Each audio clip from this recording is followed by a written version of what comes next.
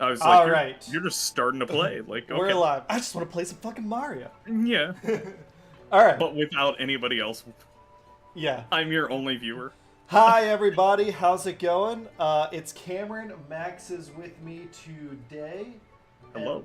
we're playing, I'm playing some more Super Mario Bros. Wonder with the intent of, let me do my social media stuff. Max and I are going to hang out and chat. I know you were sick earlier in the week, and that sucks. But Yeah. figure it's a nice time for us to chat. Plus, I was going through the week just like, and all I was thinking was like, damn, when am I gonna get to play Mario Wonder again? Nate's fucking playing Elden Ring again, and now I I don't have Mario Wonder time on Wednesdays. So. This will be a chance for me to do a little more progress. My goal is to get the Sun-Baked Desert done, and then just hang out, talk with Max, talk with you all, do whatever the fuck we want to do. We were off camera. Max was informing me. Can you state the actual medicine, or do you just know like the mechanism? I don't. They told me the name, but I didn't have anything to write it down with, so I'm not entirely sure what the name is. So But we're gonna talk from a layman's perspective. Both of us. We're yeah, not medical professionals, and we're not. I guess it would be organic chemists. yeah. I don't even know Organic because you molecular also chemists. need some. I don't know what a person. I don't know what the title of a person would be when they deal with like engineering molecules that have radioactive material in them, but I would have thought that'd be nuclear engineering, nuclear science, something along those lines. I don't know if there's an actual like that's weird because you're not designing like a reactor, Yeah. or you're actually designing like stupidly small things as opposed to mega projects like we normally think of with nuclear reactors. But basically, my grandfather, the chemotherapy didn't knock down the cancer as much as they wanted to. Effectively, what's left is not affected by the chemo. Yes, I guess as a reminder, your grandfather was diagnosed Oh yeah, early last year, or summertime. like about 6 months ago. Okay. Yeah, so actually that's good. Yeah, you're right. Early, like 6 months ago, or early summer. That's a good way to put it. And basically, he's been going through chemo. Um, uh, it's it's done some. It's pushed the cancer back a little bit, but I just got to see like a contrast. What was it, contrast MRI? I think, of like where the cancer is, and it's like riddled through his bones because apparently prostate cancer wants to be like it just always like goes for the bones for some reason. It's actually rare for it to like go into another organ. He has some in his liver too, but that's why they were saying it was rare. Um but basically he's going to be doing radiation treatment, and I found out about a treatment that I had no idea existed, that they're doing now, where basically they have a radioactive material that is attached to a chemical that attaches to the cell membrane It's of. essentially a molecule of medicine, right? That's structured in a way that I wouldn't even call it that. I mean, it's because the part of the molecule is what attaches to the receptors on the outside of the cell. So it's just like a hook, basically. There's certain receptors that are supposed to be used for certain task on the cell, and they basically picked one that had the least overlap with other cells because they don't want to like have these attaching to neurons and things like that. And this molecule has a piece of radioactive, or like essentially a atom of a radioactive I guess, isotope. Yeah. And so it just attaches to the cell, and now you have this decaying radioactive isotope that is attached to the cell. Yeah. It means that they can inject him with it instead of him like going and sitting under a machine where they basically, bake you with radiation. And due to the molecular structure and chemical reaction, it targets the cancerous Yeah, cells instead of the other it makes cells in the body. it makes it so that the proximity makes it more likely that those cells are going to get actually damaged by the radiation. Um, and also makes it so that because of that there's less collateral damage, because if you have enough cancer, it's going to penetrate that tissue. So then when, you actually have, what would that be? You hit the half-life and actually radiate something. I guess I didn't ask whether that was going to be like, I assume it has to be alpha or beta. The radiation. I don't think it can be gamma, otherwise you would have like shit in your body that is decaying from the gamma. Yeah, if it was gamma, your other cells wouldn't be able to block it, right? If I remember correctly, no, alpha is the one that can pass through. Alpha and beta can pass through. Gamma is like literally like what is coming off of. That's what killed people in. Yeah, that's like a dirty bomb, basically. Gotcha. Gamma. And that I guess for context, I think Max probably has more casual knowledge of like just radioactive stuff than I do. I know what I learned about in like general physics, but I never dove too deep into it. They taught us this in high school.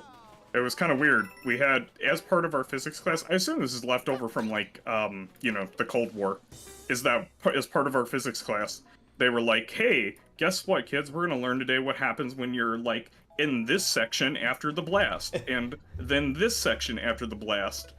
And it's like, every one of them is horrific. Yeah, yeah. Well, and they're like, hey, that's where I learned it too. Yeah, okay. So I basically have the same as you. Yeah, because you might have brushed up on it a little more recently.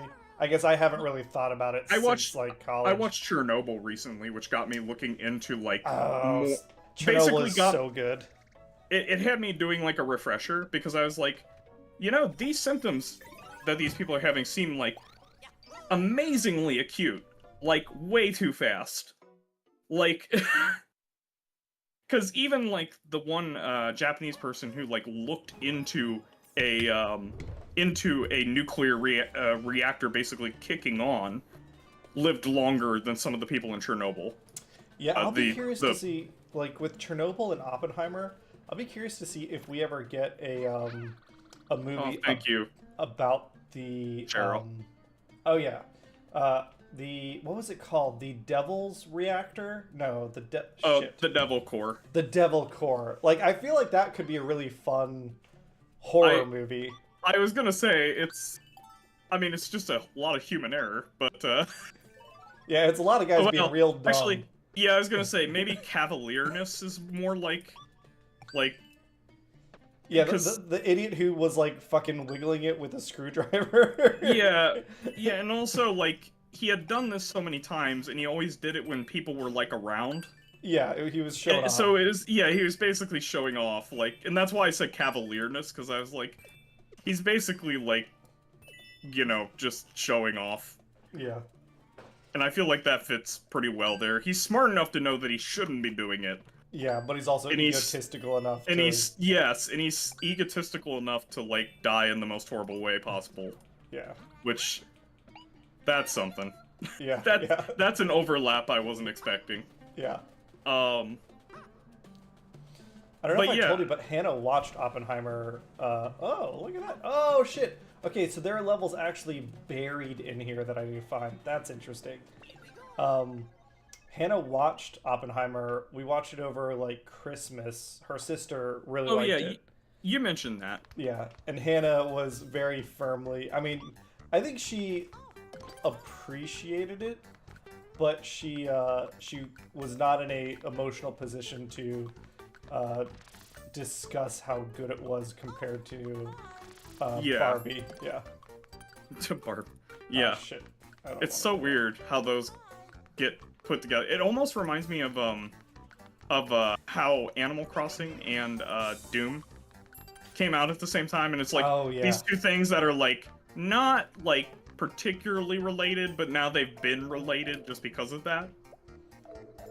Oh, interesting. Yeah, no, 100% that's the same phenomenon. Alright. I really wish they had done like something like a crossover. I don't know, like just because just lean into it is what I mean. Yeah. Like do something official that leans into it. Although like you have to get Nintendo and what studio has Doom? I don't remember. Id? I think you're right. I think it's id.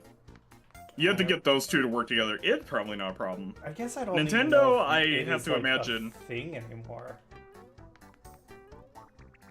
Yeah, Or did well, I'm someone sure else, they like, buy the rights to Doom? I was gonna say that's the thing is I assume it exists, but it's kind of like how my grandfather's old company exists. You know, New Tone, where it's like, Oh, what the yeah, fuck? it's still there, but it's like basically a zombie company.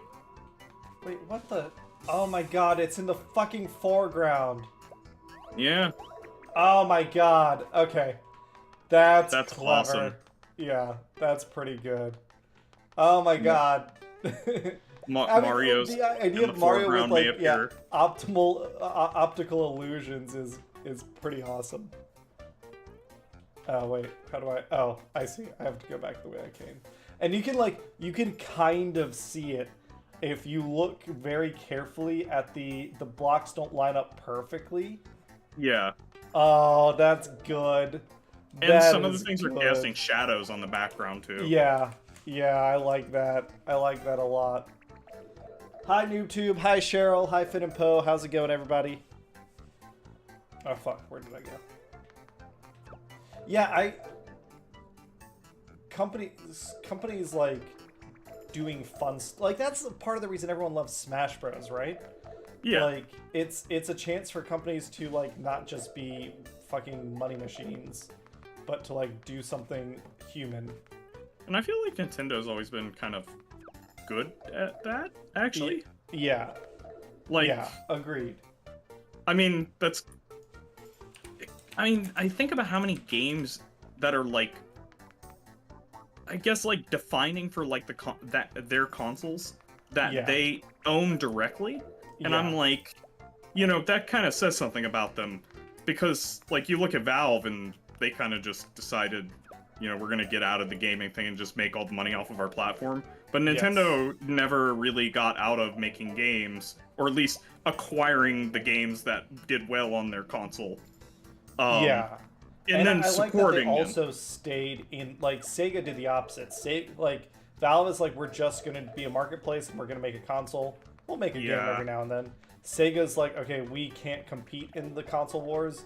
We are just gonna make software. And Nintendo, I mean, they're the only ones that are like both. I guess, I mean, Microsoft and Sony do have publishing, like they have publishing and development, but I mean, Valve is like the only Valve is like the only one I can really think of where like they were almost like Nintendo at one point, where they owned like a good amount of titles on their platform. Like, and when I say a good amount, I mean like ones that are like notable. Yeah. I'm trying to figure out. I got the second Shine sprite. Because that's kind of, I mean, I have to imagine that's like, that drove Steam's adoption. Oh, yeah. That, like, you know, you're like, where do I get, what, Portal, Half-Life, Half-Life 2, Team Fortress, Counter-Strike. Like, where do I get all these games? Oh, they're all on Steam. Yeah. Like, yeah. Like, you probably don't care that, like, Gabe Newell owns them, but, like, Gabe Newell owns them, so... Oh, interesting. So I need to...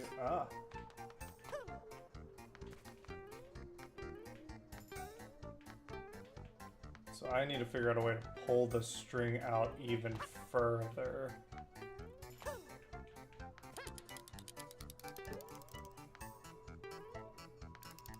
Oh, can I wrap it around? Oh, I thought maybe I could like wrap it around the block.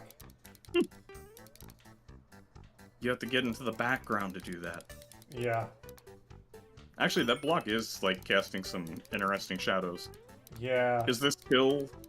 I wonder if it's like partially is just the game's Oh, I like that. art You have to style. find. And if you're Well, a toad, you could see those. Oh, okay. So like different characters. I was wondering. It's part of their like multiplayer thing. Ah, okay. That's cool. It is and I did leave, I guess if anyone's watching, if you're on the stream, I have my friend code as well as the room password open. So if you do want to join and do some Mario multiplayer, we can. Just like Tom and I did on, when was that, like Friday and last week? Boom Headshot says, oh, Doom is, okay, Doom was done by it. It is still a thing. Well, that's nice. I don't know of anything else they do, but I appreciate that they made Doom. Doom 2016 And that they was still awesome. exist, not as just like a Subsidy of Microsoft or Sony. Yeah. Well, I really dislike when a studio's name is just sold as like basically like a badge that like some portfolio owns. Yeah, studios are defined by the people that work in them, not their and the brand. culture that they built. Yeah, like people last year were talking about, and it was a stupid rumor that had no basis in reality, but they're like, Microsoft might buy Nintendo, and it's like, well, that would just mean the end of Nintendo. Like, the people there aren't the same. I do have to say, I like, it may be the end, but also, Microsoft's actually not terrible at like leaving their studios alone nowadays. Third-party studios, at least. So. Yeah, they may get lucky if something like that were to ever happen. It may not be as apocalyptic as it first sounds. That's true. Which is not like if I wasn't paying attention to it more because of my friend who works at Blizzard. That would be that I would have thought the same thing basically. That you know that's like the doom of the studio.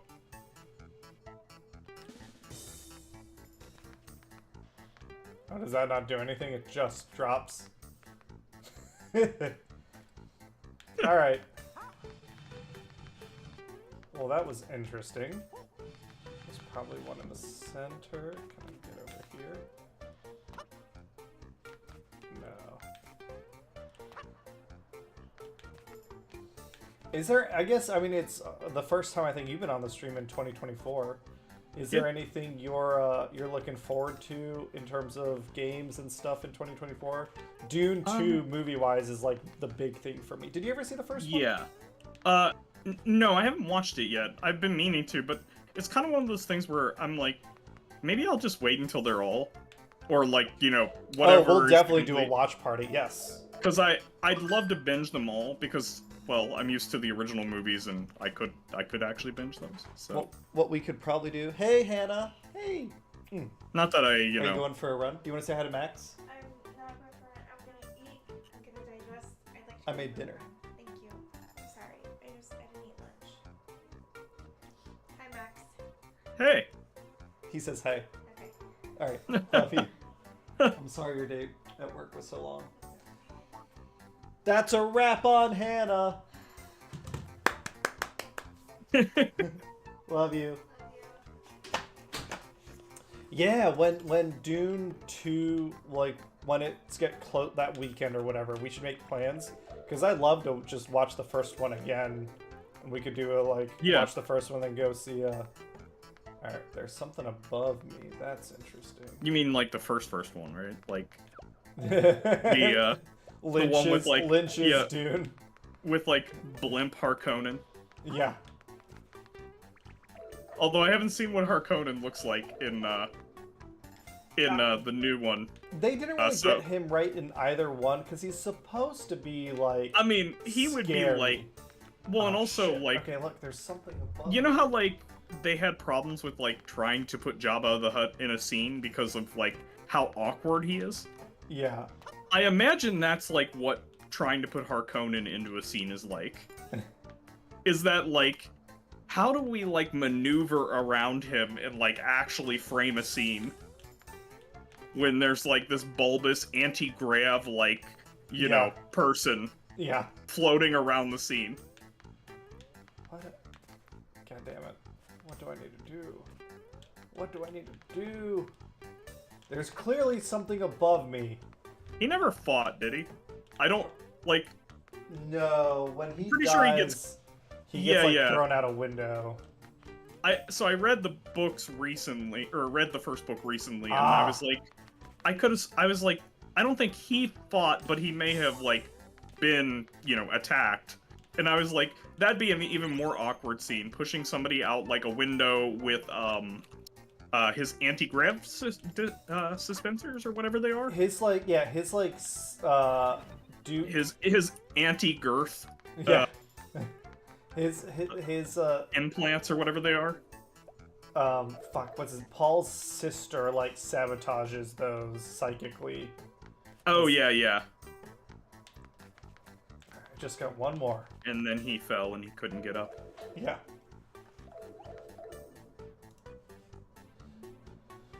Yeah, so Dune 2 is the movie I'm most excited about. I don't know that there's much else right now that I'm looking forward to movie-wise. Alright, I got one more.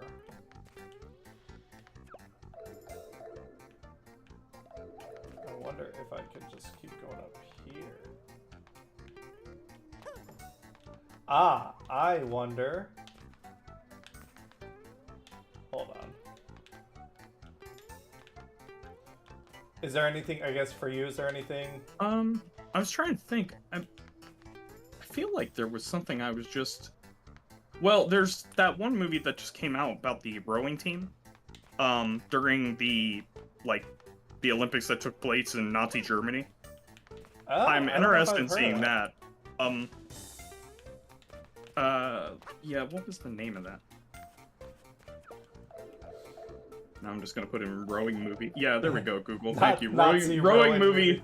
No, I just put rowing movie, and it's like rowing movie 2024. I'm like, yes, thank you. It's called The Boys in the Boat.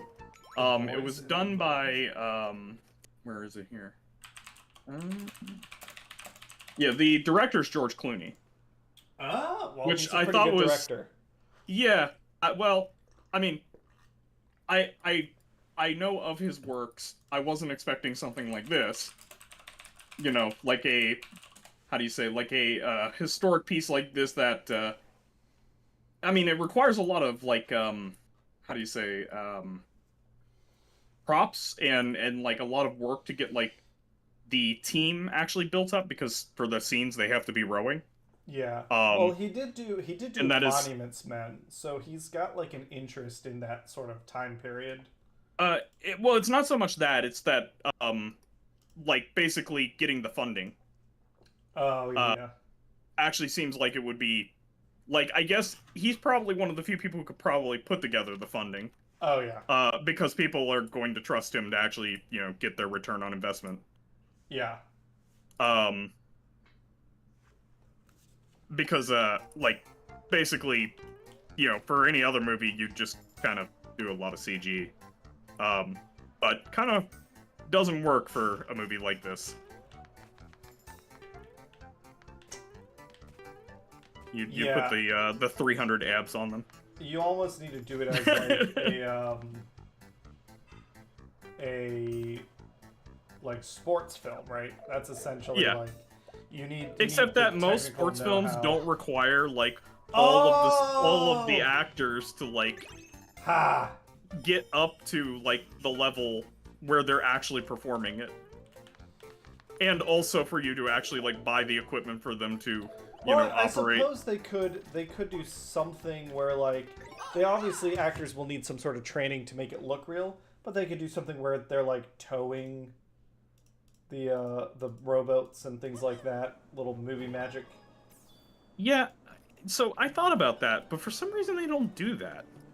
Oh, they've like talked about they're not doing that, like it's a dedication to authenticity. I guess what I should say is I like, these thoughts are, like, what I thought before I watched an interview on it. Ah, gotcha. And he actually talked about, like, these problems, about, like, it was on PBS, actually, that, they interviewed him about it. And I was like, well, that's really interesting. I never thought about, like, certain movies having, like, well, I guess you would say, like, well-known, like, budgetary budgeting concerns. Yeah. Which is Look at this! Secret that just felt like a strange concept to me. Ninja Jump Party. Yeah, I'm curious. What else? And also, the other thing they talked about is, like, basically the people who are doing the acting in this movie had to, you know, act as if they were in the time period where, like, maybe not everybody was, like, you know, thinking, like, how bad, you know, Hitler was at the time. Yeah. So it's like, you know, they're going there to do, you know, to interact in the Olympics, and they're getting to see, like, the fanaticism, basically. So they have to do some interesting acting because, well, you know, kind of a cultural paradigm against, against, you know, sympathizing there. Or anything of that nature.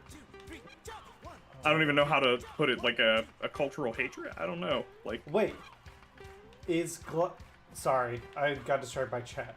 Is there a Gladiator 2 coming out? That can't be right.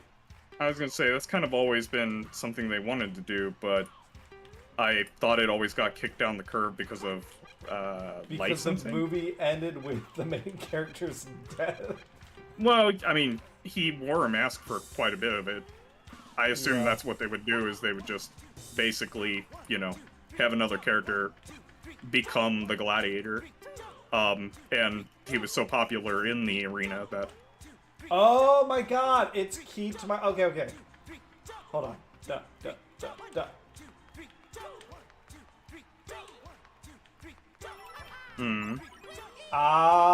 Oh, that was easy. Okay.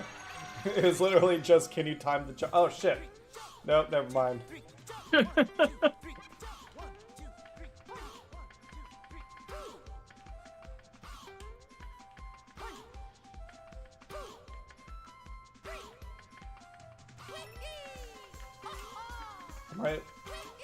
Am I doing this right?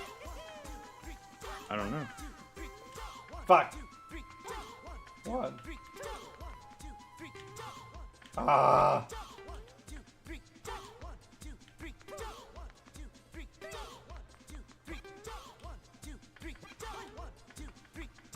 I like those things up there that are dancing. Yeah. That's, Fuck.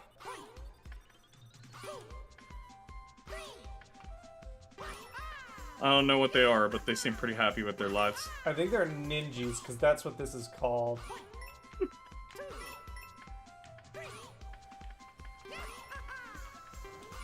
Fuck. And then they hide when I fuck up.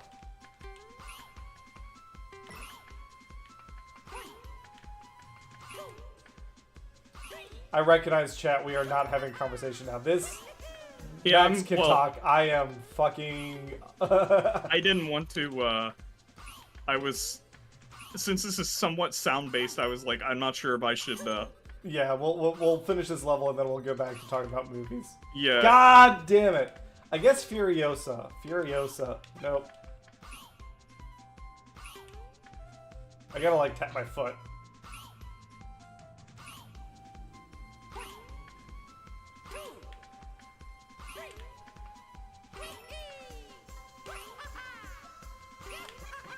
Gladiator 2. Well, I'll be damned. That is something else. But like you said, is that real or is that just in development hell? Well, so I just typed in movies 2024 in Google, and they showed that, and I'm like, okay. It's scheduled to be released in the United States and Canada on November 22nd, 2024. Oh my god. Yeah. That sounds pretty real. That does. I wonder, Production is expected to begin May 2023. Man, that's... I don't know how long it normally takes them to produce a film, but that, from beginning to end, that seems pretty fast. Yeah. Maybe it's not that fast, and, you know, I'm just thinking that, but it's interesting, nonetheless.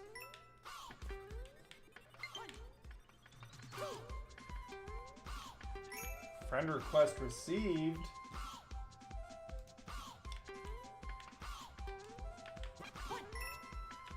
Oh, fuck.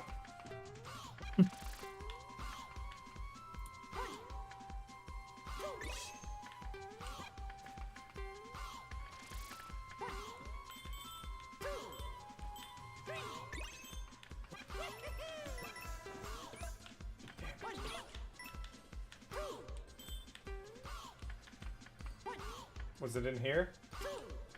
Come on. So we got... Aha! God damn it. Now here's the problem. How many of these are like theatrical releases that they're showing here? Yeah, there's supposed to be a new Transformers movie coming out. Yeah, I saw an that. animated Transformers movie. Transformers 1? Like a I don't know. The production studio is so fucked in terms of like their vision that... An origin story set on Cybertron, home of both the Autobots and Decepticons. And they're gonna the somehow... film is said to focus on the relationship between Optimus Prime and Megatron. I mean, that sounds... Fuck. That sounds like, you don't have a lot of room for humans. Well, and I prefer it that way, the way they do humans.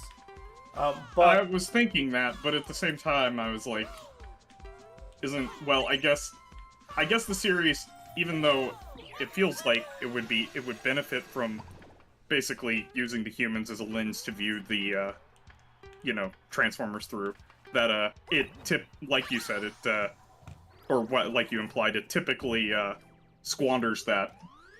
Yeah, the series, I mean, Bumblebee for has lack been of, the best Transformers movie for sure.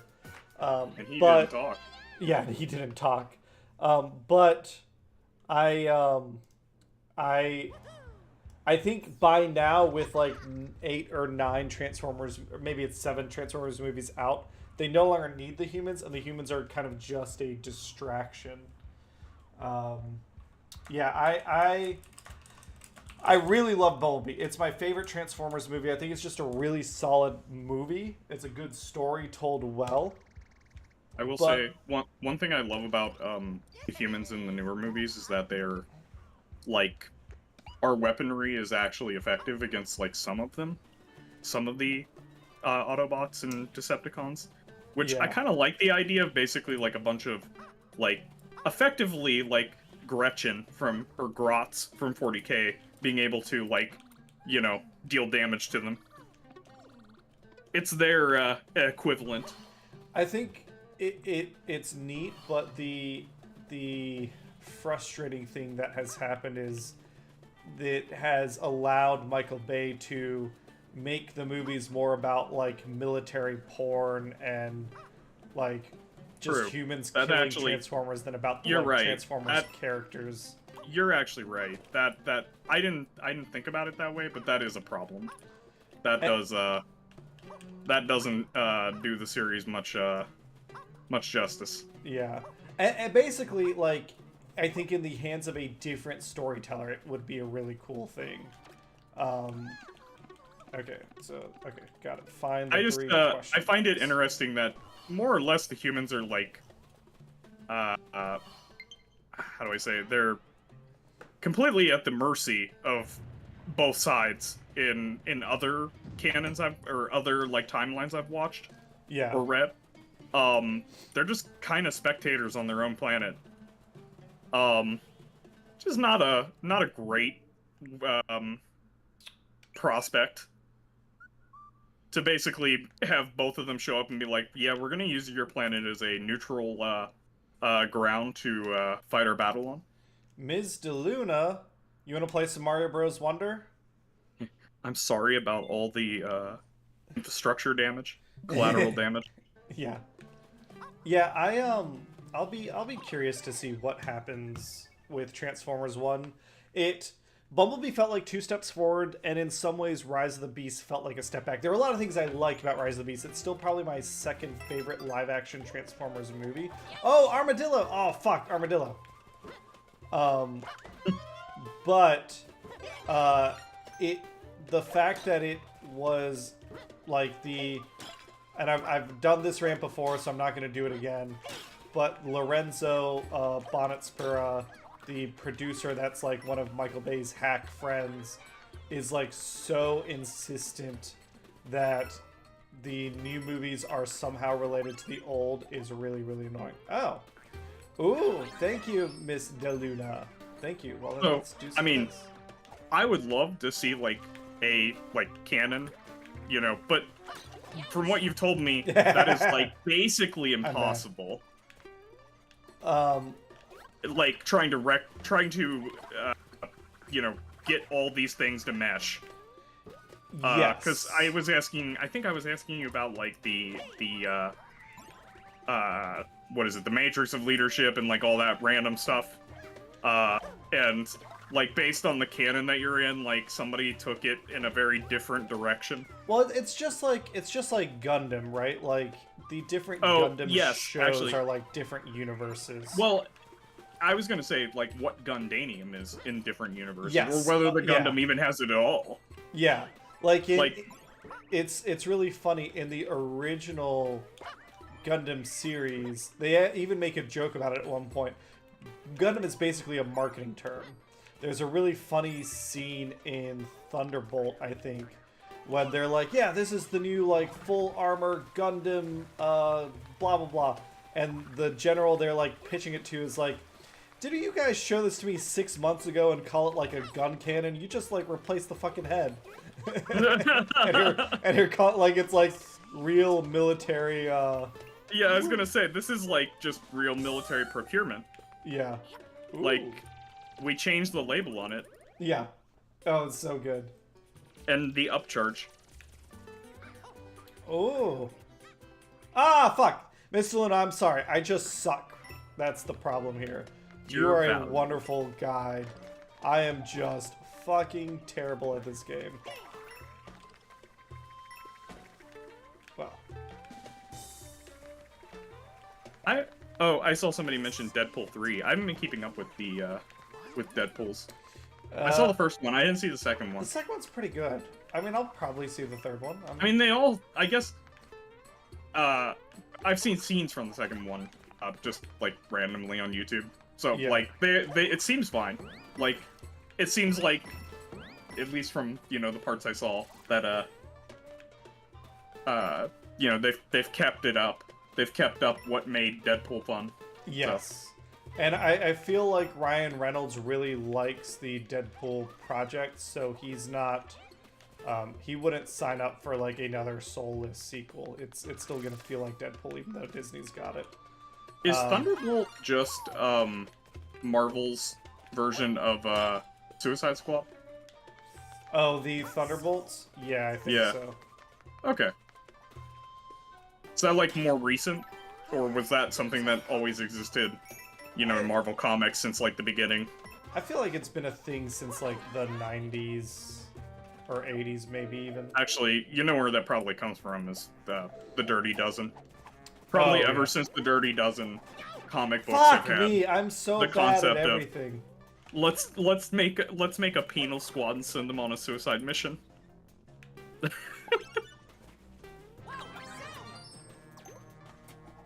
Because I also 40K has tons of that.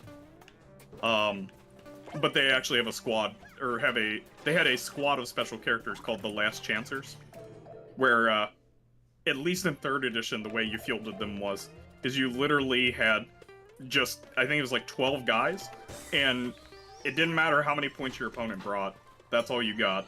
That was your army. Ooh, wonder. Oh, shit's going nuts on the sides. What? Oh, I'm like fat. Oh, fuck, I'm fast as fuck. Oh, it's Sonic. Panic. Oh, no, it's literally they're fast-forwarding the game. Oh, God. Oh, did you hear about that speaking of fast forwarding, did you hear about that person that basically got to the end of Tetris? Yes, that he That so I wasn't aware of I was a coward. I was a coward. I knew a little bit about the Tetris like competitive scene, so I was, oddly enough, I've run it. If you watch enough programming videos, you'll eventually run into something about the Tetris competitive scene. It's so from what I understand, it's the game had a soft end game in that oh god, this is just gonna kill me. Yeah, I can take over, Yeah. so you don't have to. Oh god damn! You're dead anyways. Basically, the game, because of how the code is written,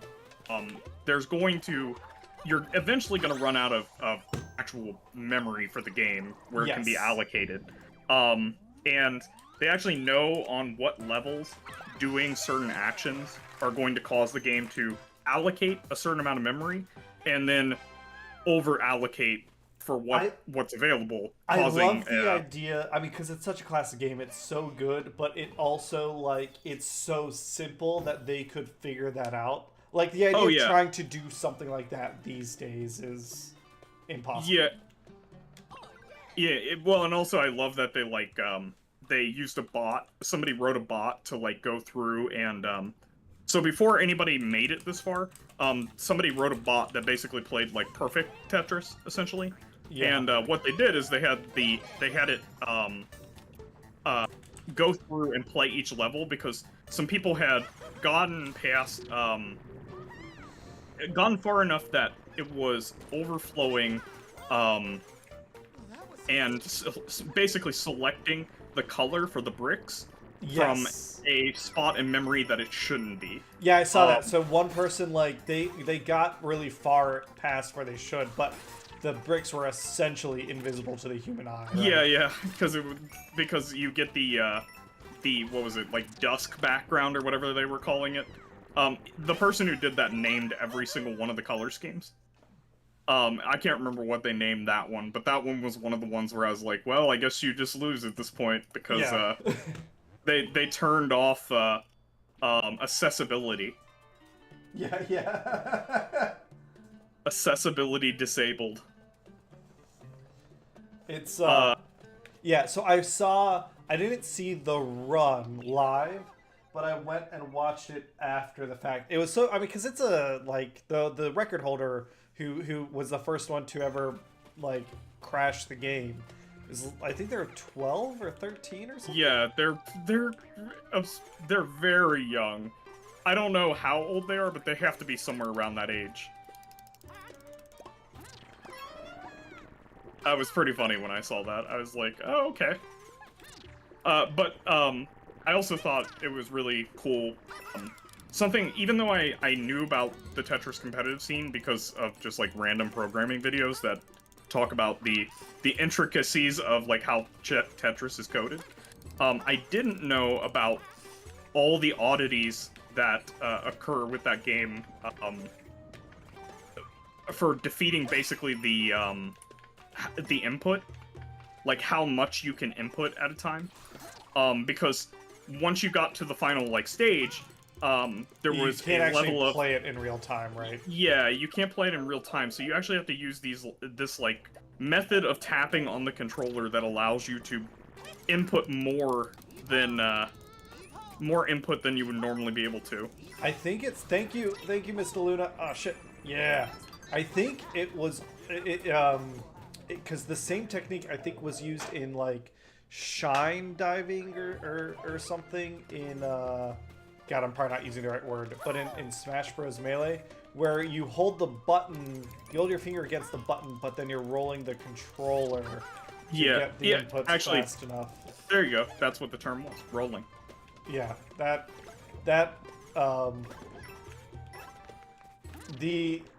I have a lot of... I mean, I'm not something I'd ever be into myself. I don't have the patience for... to learn to use a controller a completely different way to play a game.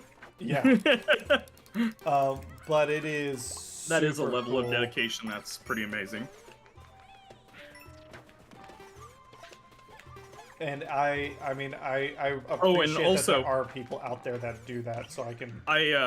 Rolling fuck. was superseded by another technique.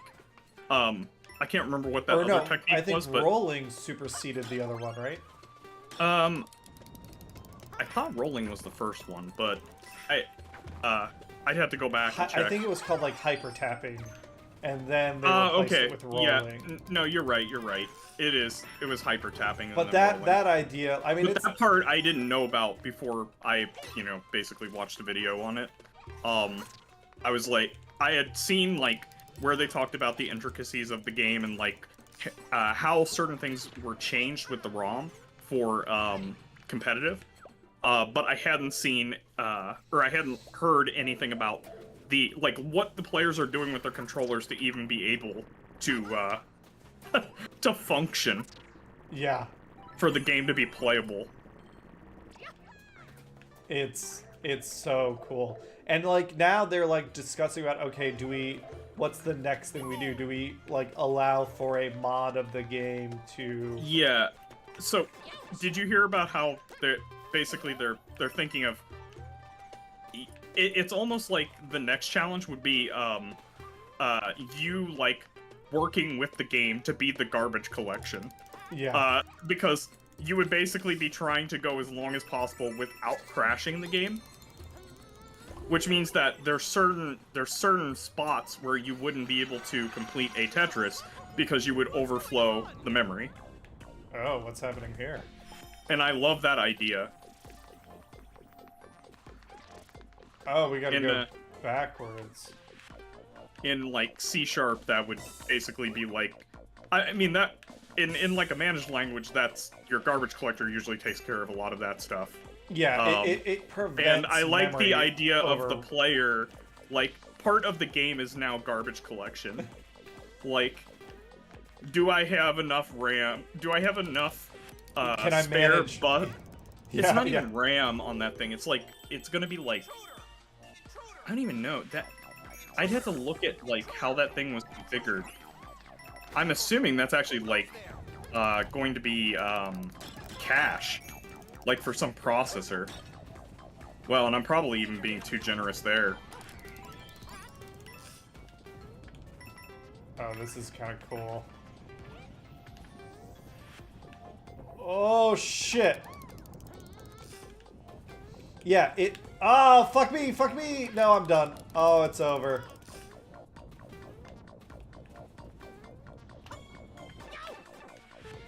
Can I speed boost it? Nope.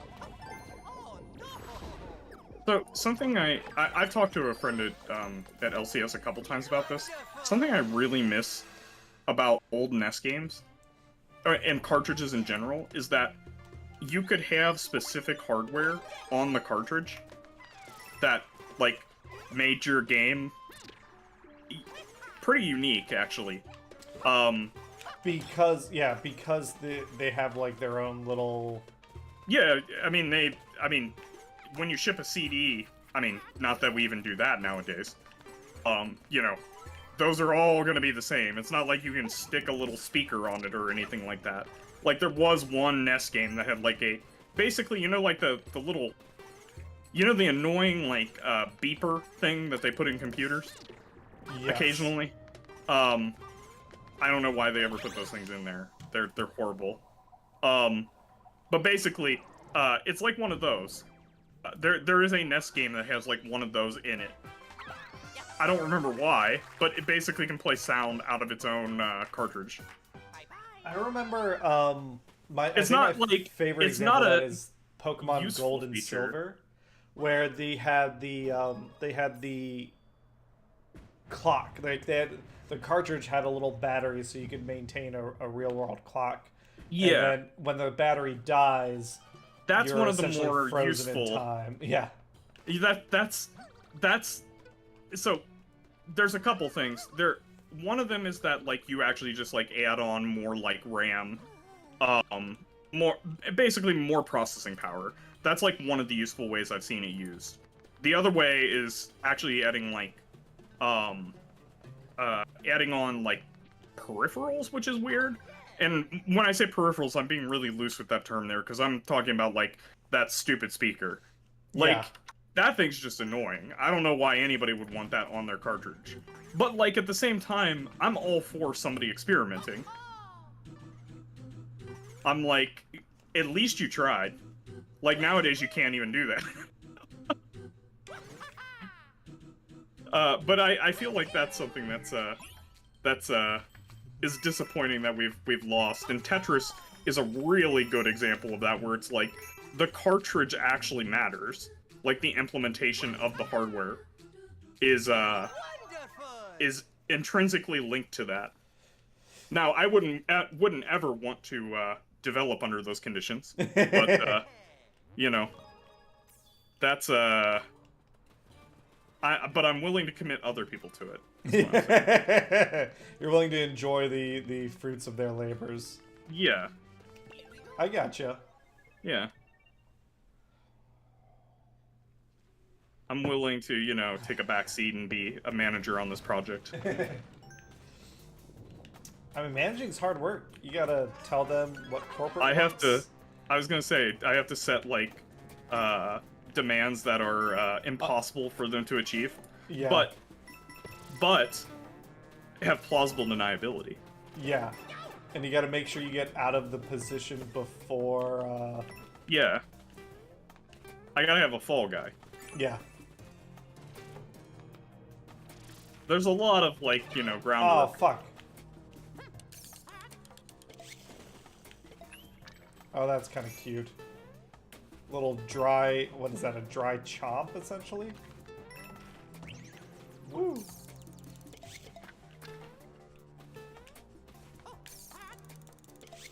I always think of that one episode of House where he gets Foreman to basically be the leader of the team, but he gets to do whatever the hell he wants to do. Yeah.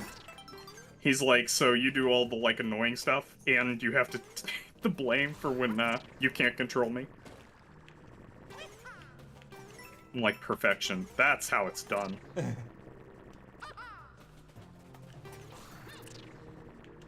I aspired to that leadership level, you know, on my teams. Can I delegate all of the responsibility while continuing to do the things that I like?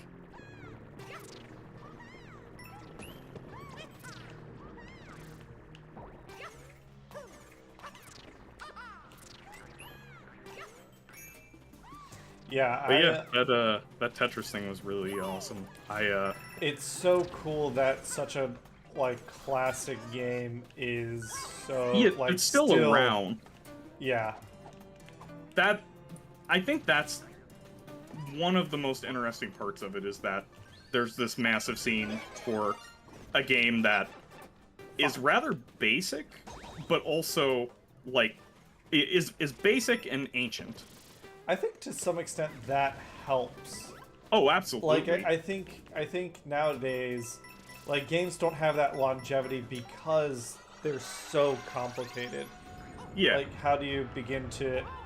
If someone, like, a random person is watching a Tetris tournament match, they will know what's going on. Yeah, they'll be able to figure out what's happening. Oh, But a random shit. person watching Dota Yeah. is gonna have some real... I a real can't hard follow time it, picking and it I, up. like, played it for at least a little while. Fuck. I can't either, and I played for a very long time. Yeah. Like, I'm pretty Yeah, sure a you're- decade. Yeah, you're On beyond, Dota like, 2. a casual fan. Yeah. I mean, Oh. I was going over to, like, do Ah. 5-mans with my friends on the weekend for, like, 8 hours at a time. So, Oh, I suck it was so a lot to bad. follow. Asking anybody how magic immunity works with random spells, that's if you can start answering questions like that, that's when you know you God damn it. you have a high level of knowledge about the game. So I know they did some cleanup with that, but basically, like, there were two different situations. One is that you're magic immune before a spell targets you, and also it's pretty funny that a spell could even target you while you're magic immune. But some of the ultimate spells can target people, or used to be able to. Probably still can, who knows. Could target people who are magic immune. And various parts of the spell may not function because they are magic immune. Which is even better to find out that your spell still targeted them, but doesn't do possibly all of the spell in some cases. But in other cases, it was like Succubus, for example, or not Succubus. Oh! What was its name again? I was saying the Han name for it. God. Let me look up his name real quick. Oh yeah, I forgot about Here's a New Earth. Yeah. Well, that's probably for the better of everybody. That Is that game it goes. still going? No. Bane. So like Bane has an ultimate called Fiend's Grip where he like stuns somebody and starts draining them and dealing magic damage to them over time. But like if they're Thank you, at least Mr. when Luna, I I'm was sorry playing, I suck so much. at least when I was playing the game, if you targeted somebody who was magic immune, it would do the stunning portion while you were channeling, but it wouldn't actually deal them any damage. Ah, I see. But like there's seemingly no rhyme or reason to how this functions. You just kind of had to know every interaction. Part of the problem is I'm playing on the screen where my fucking face is blocking where the Goombas are coming from in that section of the level. I was like, why do I not see them in time? Oh, that makes sense. Because they came from behind. Yeah. Oh, thank God. Oh yeah, and I was even going over like one of the simpler cases, because in this case, like, the person is casting 99% of the time the person will be casting like magic immunity on themselves, and they actually removed as far as I know, no one has a castable magic immunity on someone else anymore. But at the time when I was playing the most, one of the heroes had a Omni Knight, or God, yeah, Omni Knight had his second ability basically was like a targeted magic immune, which means that now you had to know what the magic immune did when interacting with certain abilities before and after the spell has already targeted them. So, like Bane's thing, that stun I was telling you about, if I target somebody who's already, if I put it on them preemptively and they get targeted, they get stunned. If they're already stunned and I put it on them, it releases them from the stun. So, like, that's one of the simpler interactions there. So yeah, it was just one of the reasons that game, like, I tried, I gave it an earnest effort a couple times, but the what are they called, MOBAs? MOBAs. It's just too much. Yeah. Like, but I totally get why they're like, I don't know if you call it addictive, or like why they are so engaging.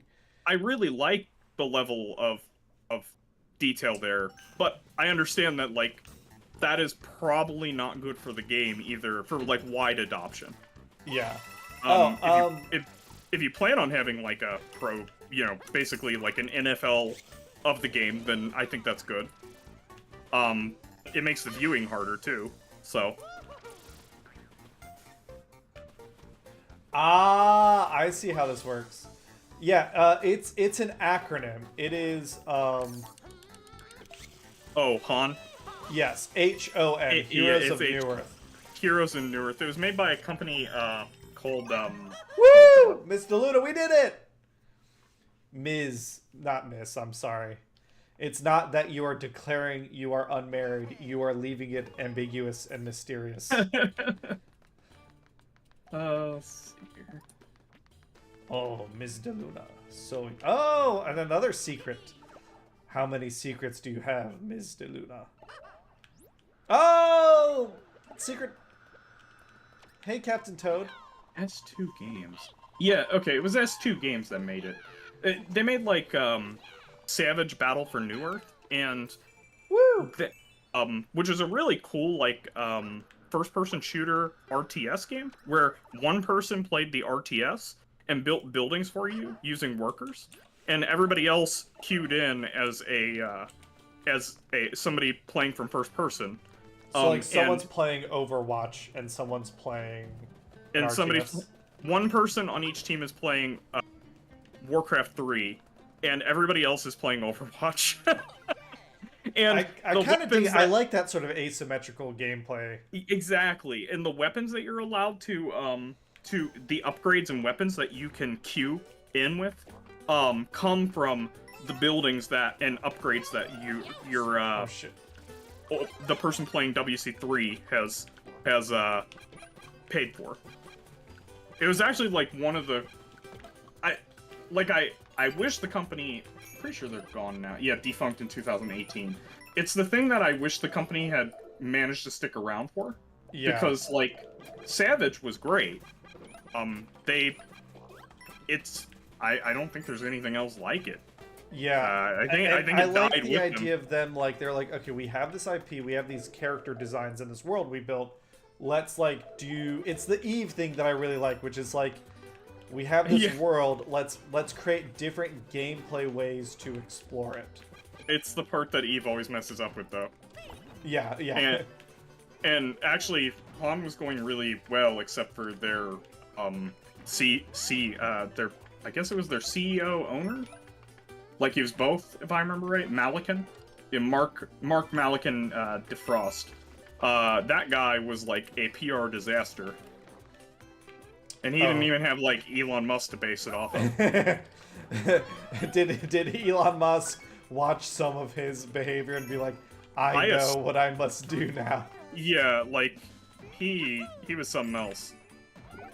Woo! He would like ban people from like if he was getting beaten, he'd just like permaban people. If he was losing a game? Yeah. Okay, and so I'm he was those a are your paying gamer customers, first. like He was a gamer first, CEO second. Yeah, I'm like, holy, like you just banned somebody who was paying, like probably throwing money in your game. Like I don't understand. Yeah. He also used like his name, Malikan, like his user handle, as like one of the heroes in the game. So like one of the heroes was named Malikan, and I'm like, oh man, if you're already banning people from the game, having a hero with your name on it isn't gonna help. Yeah. With your PR. Oh. What are we? Oh. They made like different announcers, and they made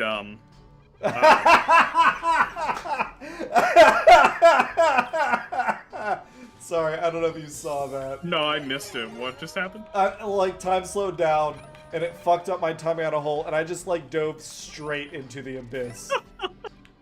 Oh, God. You chose to end it? Yeah. The thing that I remember most about Malikan is that they made an announcer called, like, the Flamboyant Announcer that just said some things that were, not great, not, like, sensitive to the LGBTQ community. And, his response to the backlash was, like, suck it up.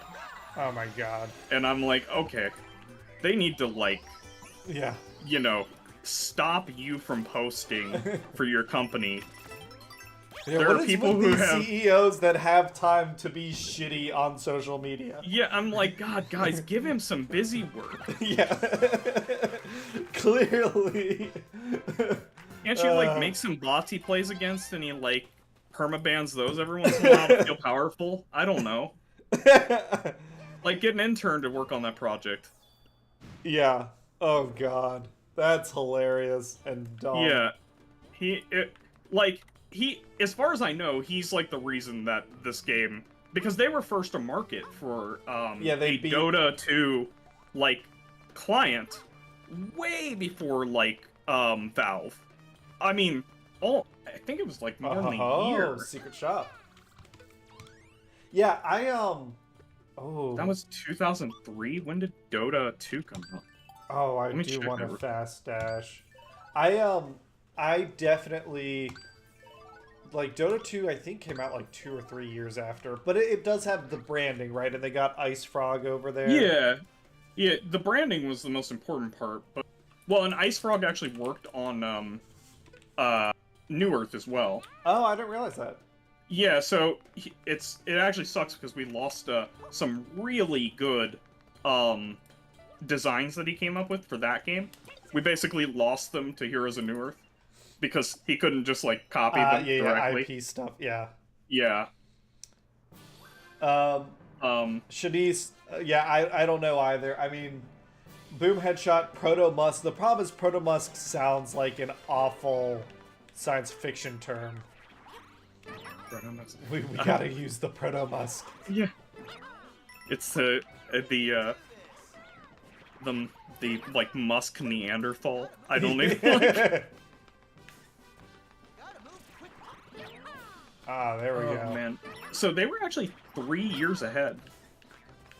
They came out on May 12th, 2010, and Dota came out on July 9th, 2013. Ah, I fucked it up. But man, there is one hero that, like, I feel like Valve should have just bought on for. Like, it's so good for the game that I'm disappointed that it's not, that it's stuck. They were never replicating it in any other Yeah. form. There's this hero called Electrician in Han that basically, his first ability is he tethered himself to an enemy hero, which stunned them, and then he pulled himself along the tether very slowly. So you're moving towards the thing that you're stunning, which is a really good trade-off for a stun. It meant that the stun could be very powerful, but because you're putting yourself in danger to do it. I see. Secondly was he had a mana shield that he could turn on. And this is a melee hero, so this was like a melee strength, intelligence hybrid hero. He was strength for his main stat, but he needed a lot of int, to have the mana pool he needed for like his mana shield, which allowed him to use his mana as HP. Slipped too far. Then he had like a AoE explosion that happened around him. And for every, like, hero and creepy hit, he got some amount of mana back from it, so it could actually refund its whole cost if you hit enough stuff. So it made pushing lanes in the later game, the mid to early late game, easier. You wouldn't be safe trying to push later on your own, but mid to early game, you may be able to do it. Do people still play Dota 2? I guess I assume so. That one and League of Legends. Yeah, there's massive patches for it, and I mean... shit. Matt was just... My friend Matt was just showing me, like, some changes they were making. Yeah, he does. I can't do it, though. It's too toxic. I won't put myself through that. I don't think you should. It's unfortunate that they haven't figured out a way to fix that. Well, they've done better. They have the low priority queue where they send people to purgatory to be with each other. Like it's basically the river Styx. That they're just throwing people in. So that's improved things. It actually has improved things from what I understand. And I what is it? Ranked. You actually have to like use two-factor authentication with the phone number, which is pretty incredible.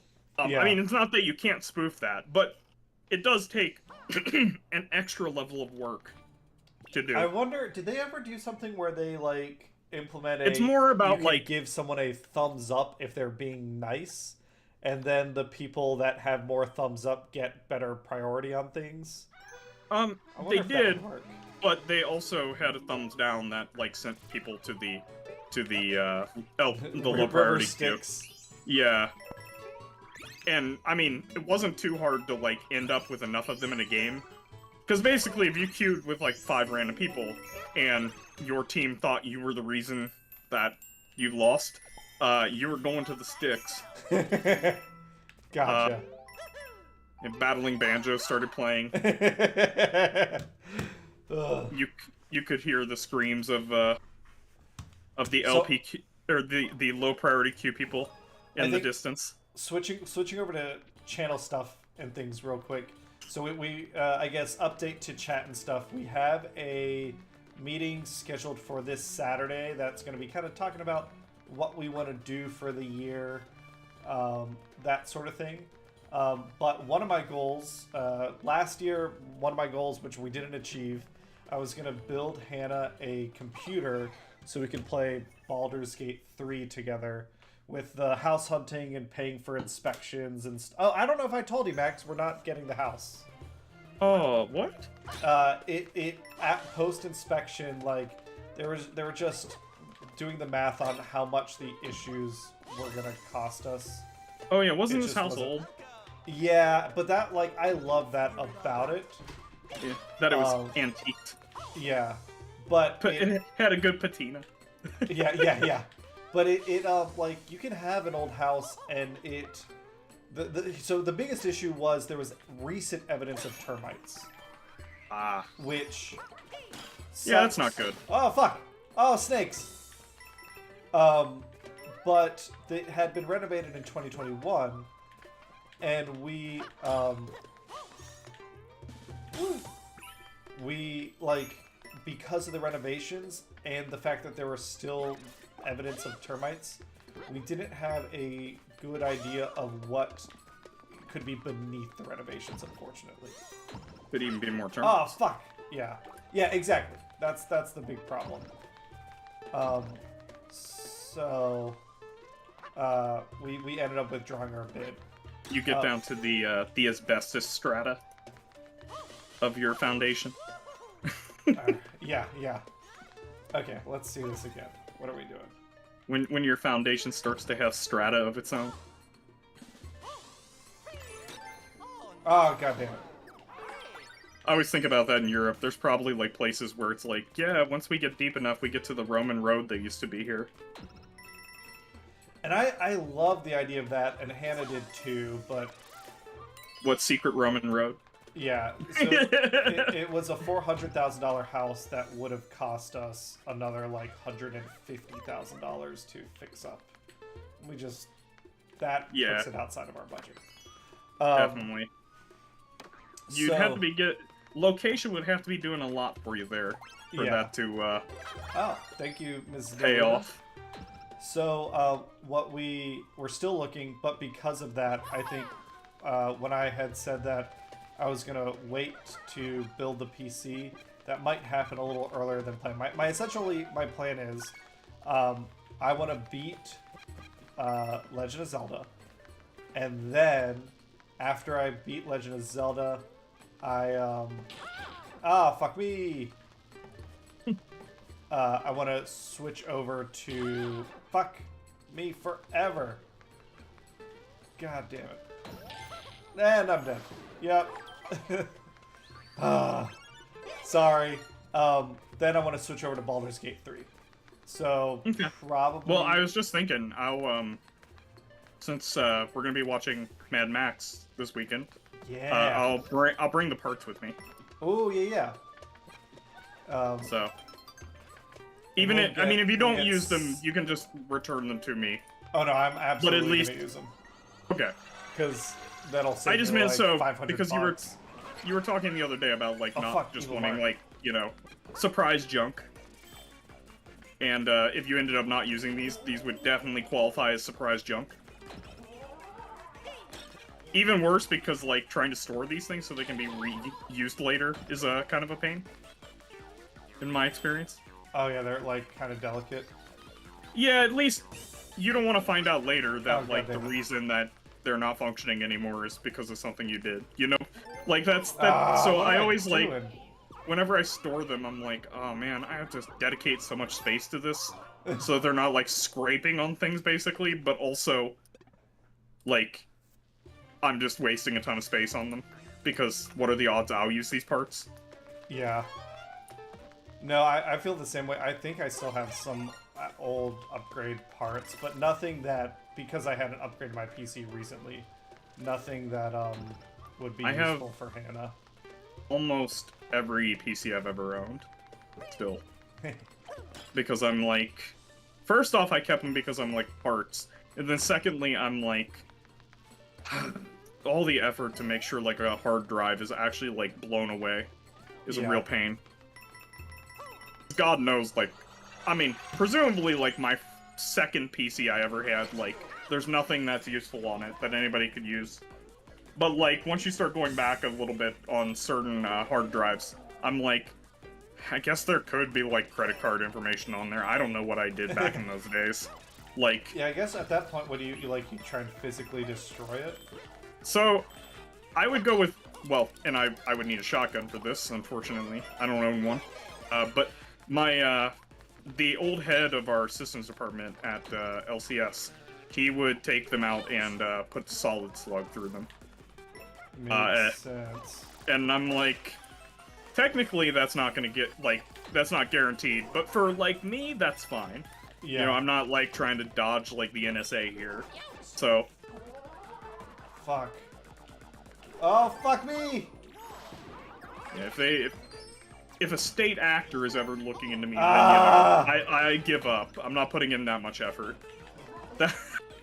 They got me. Yeah. That's how I look at it. But, which means that what my or what that person in the systems department was doing would be fine for the purposes of getting rid of hard drives. Yeah. What, and just making sure that there's a high chance that it's not recoverable by somebody with way too much time on their hands.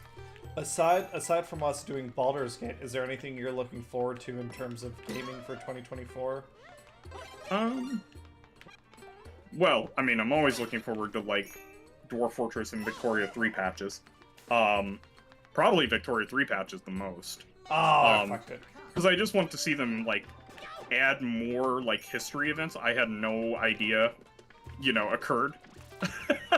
I'm like, you know, just, make it so that I, look up more wiki articles, basically. That's like... read.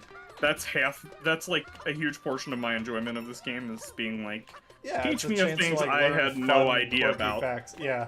Have you picked up anything new recently? I did. Well, actually, it's a geography thing that I picked up. Kentucky is the state in the game that has the most coal. And I was spending a lot of time looking up, like, basically, geological surveys of Kentucky, because I was like, why does this, like, it's not just, like, a lot of coal.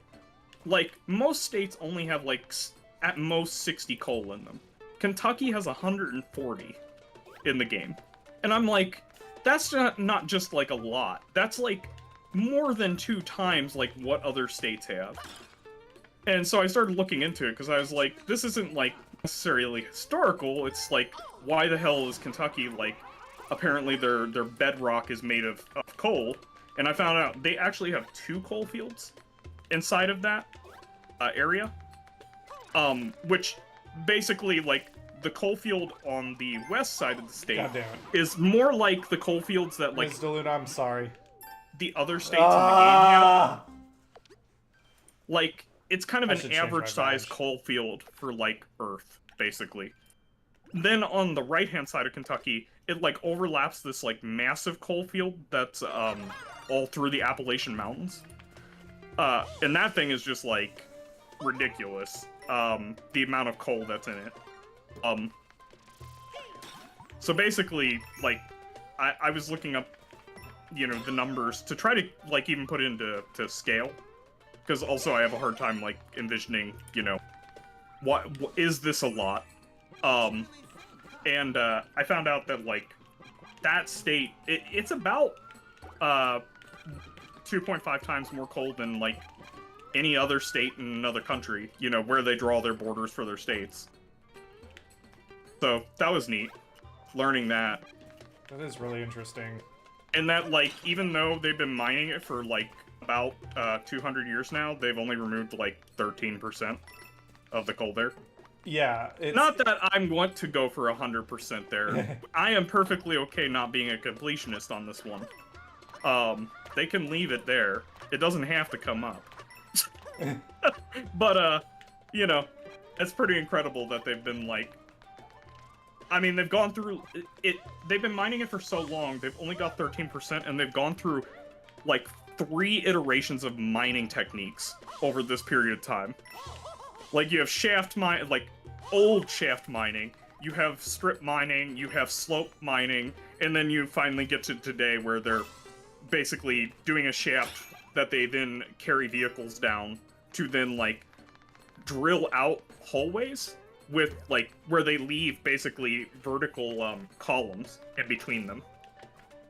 Like, if you've ever seen, like, pictures of salt mines up in, like, Michigan and, what is it, Wisconsin, or even in Minnesota, there's, like, some salt mines along there, where, like, there's just these giant pillars that they leave underground. I have seen that. Have you ever been in one? I I have we were not. in one I in, would like, love to go see Scouts one, though. Once. It's so weird. I'm just like, I would love to go see these giant infrastructure well, not infrastructure in this case, but like, more, I mean, you could hold a city down in those, Yeah. you know? Yeah. Enormous. So, I mean, no one's living down there, but if you ever need to, like, have a large underground space, it would instantly become infrastructure. It's interesting to think about, like, just the amount of space we have created. Yeah, could be used. I was, I found, one of the universities in Kentucky actually, like, started a database of all the mines down there and, like, has been, like, cataloging all the maps of these abandoned mines and current mines. And looking at some of these mines, I'm like, that is a massive area with, like, all these, like, okay, so you're gonna love this, Cameron. I'm considering taking one of those and just using it as a D&D map for a dungeon. You could, yeah, because it is, like, all they did is, like, mine in seemingly random directions, you know, to hit, like, veins. So, like, it would work great for a D&D map. Yeah. Ms. DeLuna, you do rock. I mean, we're fucking 100%ing this shit. You got Cameron through it. Yeah. Got me through the hard times. Speaking of secrets, there's a badge hidden somewhere in the desert that... Oh, we already got that badge. Florin, you fucking idiot. Newsflash. We already did it. I think... How dare you? Yeah. I think, like, if I'm just thinking about general, like, video game stuff that I'm looking forward to, I think, just based on Hannah's excitement for it, Super Princess Peach, or it's not called Super Princess Peach. What's it called? Princess Peach Overtime is a big one.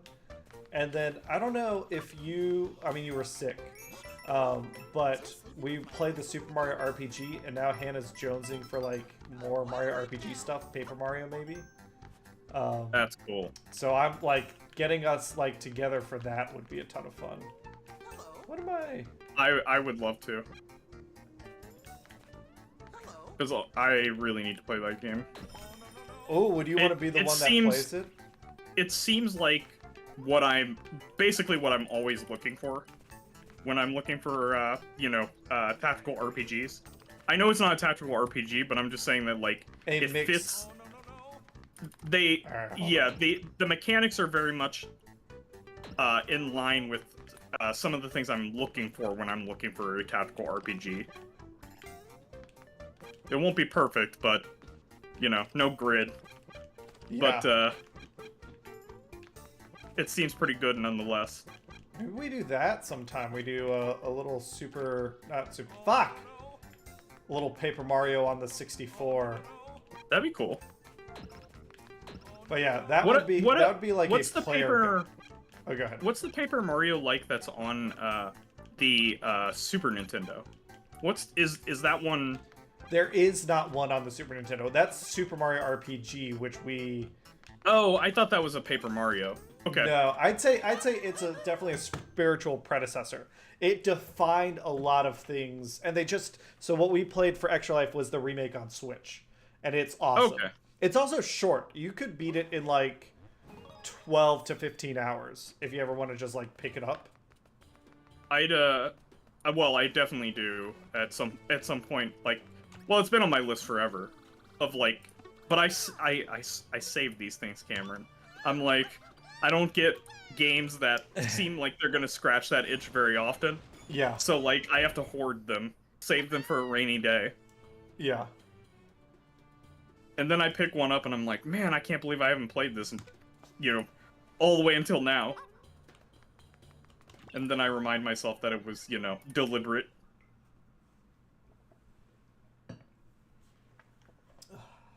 It's like how I was thinking of picking up a random Pokemon the other day and going back through and well, I told you how like I went through Blue and played it with a Abra as my main Pokemon. Yes. Like I traded it from another one, but it was only level 5, and I gave it cut so that it could do something. So I actually like leveled that up and played it all the way through. I was like, I kind of want to do something like that again, where I have a non-standard beginning Pokemon, because that was a lot of fun. I think like a Pokemon with a randomizer would be it would be a ton of fun. Can you imagine starting with like a ghost type or something like that? Psychic was amazing starting with, but I can't imagine like having ghost type or something. Well, you wouldn't be able to like, kill anything at the beginning, right? It would just be you and like Rattatas, like neither of you could hit each other. Hey, I can confuse them. It's just gonna be a very long and boring fight. That's true. That's true. Kill yourself. Stop hitting yourself. Stop hitting yourself. Oh god. Finish thyself. 2 blocks. Do we open up a door? Yeah, we do. Oh, that's cute. You gotta squeeze your big ol' elephant butt through it. But yeah, I held off on it because I was like, I know that's gonna be, that's gonna be good. So I was like, I need to save that for a rainy day. What are we... I'm not completely bored with Victoria 3, so I'll go back to that and then wait. Oh, this is a Oh, cool plus, level.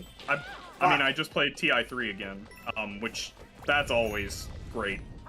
Or not TI3, TI4, Twilight Imperium 4. It's basically like... Oh yeah. Tell me about you played with the Swedes, right? Yeah. I met with the Swedes. I like that. So one of my friends moved to Sweden and to actually go work at Paradox, and oh, that's awesome. So the group I'm playing with is a couple of people working in Paradox. One of them left Paradox and went to Blizzard, so it's a weird mix.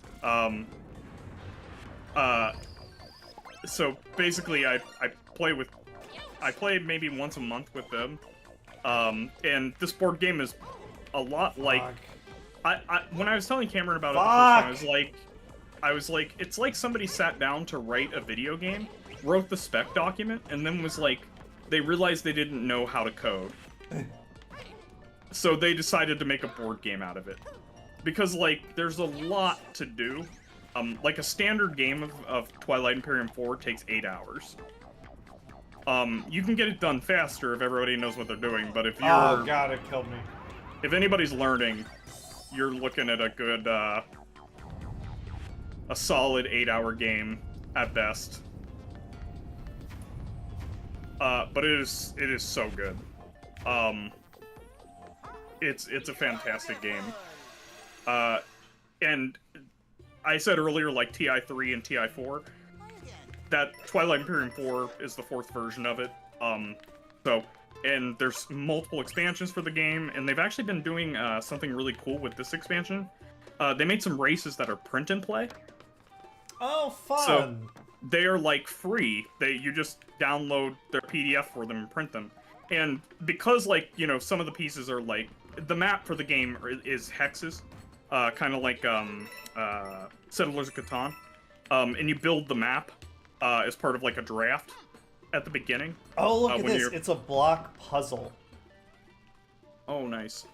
That's I like cool. that. What's the Oh, Oh, I see. I see now. I was like, what is that thing on the top? It's a door that you're putting together. half a door, yeah. Yeah. Oh, you actually killed one of those. I like that. By dropping it on it, yeah. Yeah. I was assuming that those kind of things would not be killable. But about TI, basically you assemble the map of the universe. Everybody's like picking tiles, and then you place your home system there. And with those print and play ones, like, it would be really weird to print like a paper home system and put it down with these cardboard hexes. So what they did is they said, you pick a home system from one of 3 races.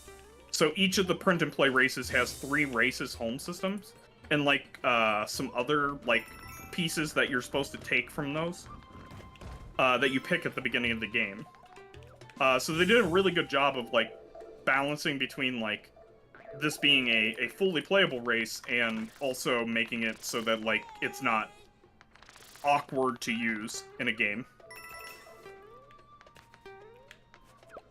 Ooh, did we And just get, considering like, a this game is like as secret complicated as like I mean, it's as like a complicated as 4X any game. Paradox game I've ever played. Yeah, Yeah. It is a 4X board game, which is something else. Considering that, it's pretty impressive that they're now like basically patching it. Yeah. No, that's awesome. Oh, so does that mean I can go back and I can beat it the regular way to get another Wonder Seed? That's kind of interesting. I thought I was beating it in a way that, Oh, there's like more level here. I played Twilight Imperium, I think, You played 3. twice. Yes. Yeah, you played 3 with, and So when did 4 I know come out? I remember at least one time you played, and so I think you're right. I think you played twice. Yeah, I don't know when 4 came out. Let me see.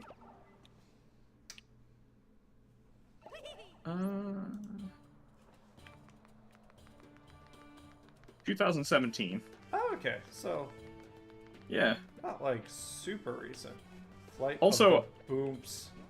I started reading more about like the early editions, and I'm amazed how much of the game has been there since the first edition. It really is like somebody sat down and wrote like the complete spec doc for the game.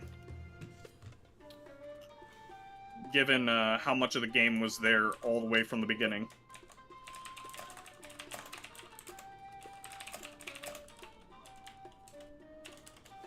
Alright, let's do this.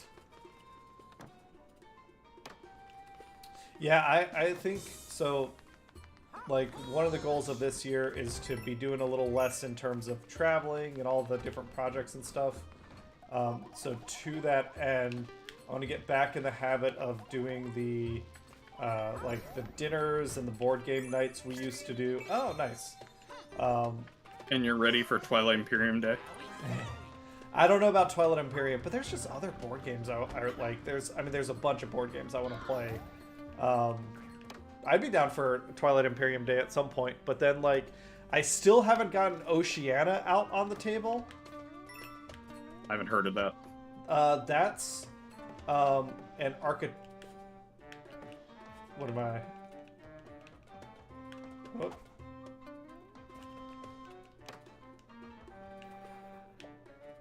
Ah, there we go. That's one of the. Thank you, Ms. DeLuna. Appreciate it. Honestly, genuinely, it's been fuck me. You're saving this run. run. Too fat. Yeah.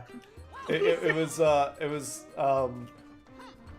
it's been a lot of fun just to kind of hang out and play.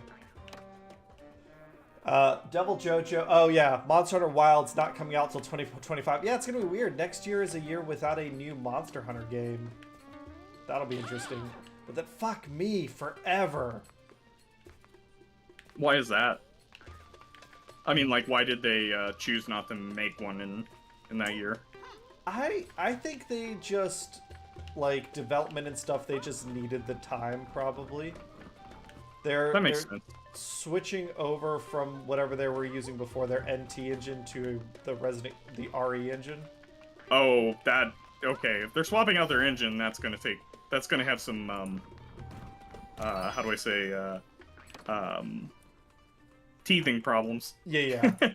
And they did do Rise with the RE engine. Yeah, but I assume it's different.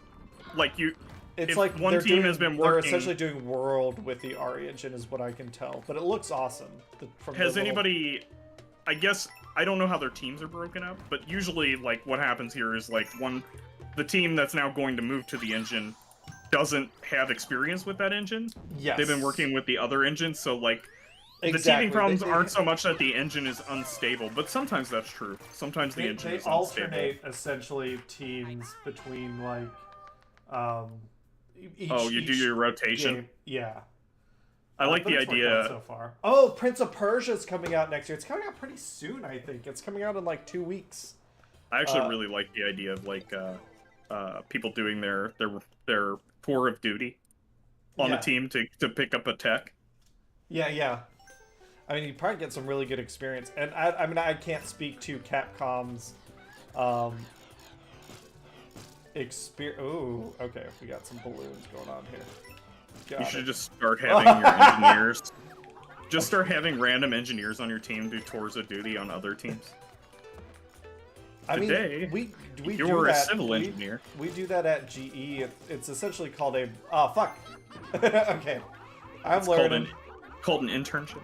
No, it's called a bubble assignment. Woo! Almost. Okay. Time to kill myself. One more time. We're gonna not like this, Cameron. Yeah, let's see. Super Princess Peach, or I keep calling it the wrong thing. The Princess Peach game looks fun. The Prince of Persia looks fun. Alright. Oh, yes, this works out nicely. Okay. This is the hat I want.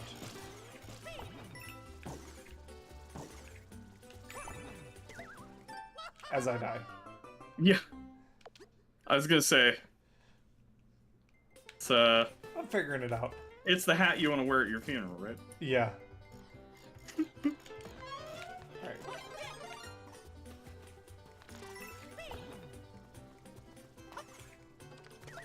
But yeah, I don't know that there's like I guess there's shit. Okay. There's God damn it. The random interjections are just great. Yeah. You sound like you have Tourette's.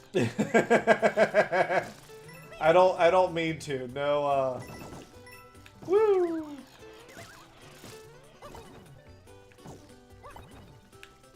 Ah, I was short!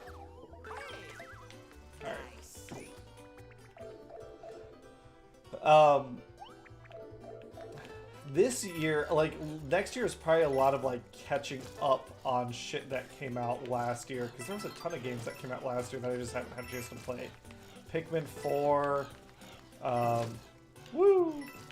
I just saw a really funny, like, animation, like I assume a fan animation, about Pikmin. Where it was, like, first person from a Pikmin's point of view. From, like, the day that he's picked. To, like, the end. Ooh. It was something else. Oh, you'll have to post it on the video game channel. I'll throw it really in there. Curious. It is the life and times of a Pikmin. Oh, look at this big bubble boy. God, and there's just so, like, it's so silly and so dumb and fun. Oh, shit! Oh god, and there. Ah, I see fireworks and. Oh, this animation was actually pretty new. It's a month old. Here, I'll throw it in there. Or, assuming that it wasn't reposted. There you I go. don't think so. Look at him. He's got that hat. Oh, you can't see. Never mind. I'm gonna go on break in like we're gonna take a break in like 10 minutes. So I'll look at it then. Can I get the bubble? And by hat, I mean like what looks to be a World War I helmet or World War II helmet. That sounds appropriate. Their Pikmin are for the trenches. Yeah. Ooh. They Oh, that's a challenge. when Okay. your alien overlord tells you to go over the top, Yeah. you do it. Damn it! Oh, I was so close.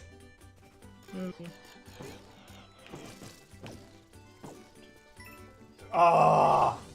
He said over the top. We go over the top. Ah, there we go. It's a long way down. Also Alright. gives the order to like throw yourselves into the jaws of the enemy. Oh god. It's very much a 40k, like clog their guns with your Oh, bodies Pikmin kind of thing. are absolutely Imperial Guards. Yeah, they Oh. believe in what is the character in Pikmin? What's his name? Oliver? Olimar. Olimar. Yeah, they Emperor believe in Olimar. their the god Emperor Olimar delivered to them from the heavens. No, I don't think I'm getting that one. That's They okay. sacrifice 1,000 Pikmin to him a day. Oh, here we go. Okay. Now we can get it. Now we can get it. Wait, why are you guys getting tiny? Yeah! Alright. I guess Henry Cavill's show isn't coming out. The Warhammer show, that's not next I year. am looking forward to that whenever that comes out. That is going to be fantastic. I'm curious. I mean, it actually feels like it would be hard for it not to be fantastic because they would have to, like, he's in a position of like almost a complete power over what's getting made. yeah. At least from That's what we it know sounds right like. now. It sounds like it's- they gave him like a couple $1 million, and we're They like, gave yeah, him, do whatever. Imperium levels of authority over his staff. Yeah, it was weird. I'm pretty sure he's when making- they issued him a standard bolter, and they Yeah, were like, exactly. if anyone shows cowardice during production, Yeah. and he was like, I understand. Yeah. Invisibility, disappear from sight, making it impossible for enemies to spy you. Oh, interesting. Oh, He's am I just he's a invisible? method actor. He has to do this. Yeah, Just let it happen. yeah, yeah. Look, we need this. He keeps talking about the threat of the Xenos Yeah, and chaos. the great enemy. Oh shit! Do you know how I'm, many like, people he's actually executed invisible. on this staff? They can start ringing the bell of lost souls for everybody who's been lost on this production.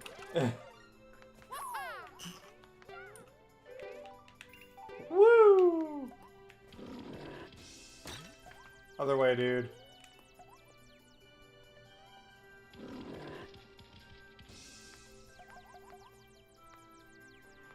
Come on, buddy. Nope, In other the- way. In the grim future of this set. Yeah, yeah. In the grim future of Netflix content production. I guess it's not. Yeah. We don't necessarily know what channel it's going to be on. I thought it was Amazon. That would make sense. Did you ever see the Amazon Lord I of the thought they- Rings? I have not. Only because like Oh fuck. from what I understand, like, I mean, it's not really in line with the rest of the material that Tolkien wrote, right? Like, there's Yeah. nothing that would like tie it. Like, what I mean is that are they even building off of like? No, I don't think What they he are. I intended? haven't seen it yet. Tanner told me that he likes it for the costume designs and stuff, but it's not really like a as a Lord of the Rings fan, it is not based on anything in his like vision of the world or anything. That's what I thought, and Yeah, and it's it kind does of make like me a lot less interested. exactly. It could be good. It just, I mean, I feel like it is a tall order to expand on what he made without like the man there to bless it, basically. Even like the stuff that his like son and stuff have done, Yeah, it's not like it's like the stuff fine. about Numenor. Yeah. I think he did like the actual books detailing the events of like Numenor getting taken under the sea, right? Yeah, and it Which is definitely. fine. Like those events were in the Silmarillion, Yeah, so it's like based off his notes and stuff, but I like you can tell I don't get the same feeling from his like prose style or anything that it. yeah, Oh, what are we his doing here? style tends to require you to have lived through one world war. Yeah, yeah. It is hard to Oh, fuck replicate me. without without having Goddamn. experienced that. Oh, ah! No, this is okay. Okay, this is we're in special world now. I know what this is about. This is goddamn. All right, we're not doing this again. Not right now. This is like I need to focus. I need exit course. This is I didn't realize we could get here. These are like in the modern Mario 2D games. This is like post game stuff where it's like, oh, you liked all the challenges in that game. Well, fuck you. Here's like something 100 times harder. Now you're in the end game. Yeah, that's nuts. Okay, I actually think this is a perfect time to take a little break. I'm gonna take a little bio break. And then I think we're going to come back and we're going to beat this freaking boss. We're getting pretty close. So, But before we start, you should watch that Pikmin video. yes, yeah, that's literally what I'm going to go do next. We'll be back in like 10-ish minutes or so, everybody. Yeah. See ya. Camera react to Pikmin video.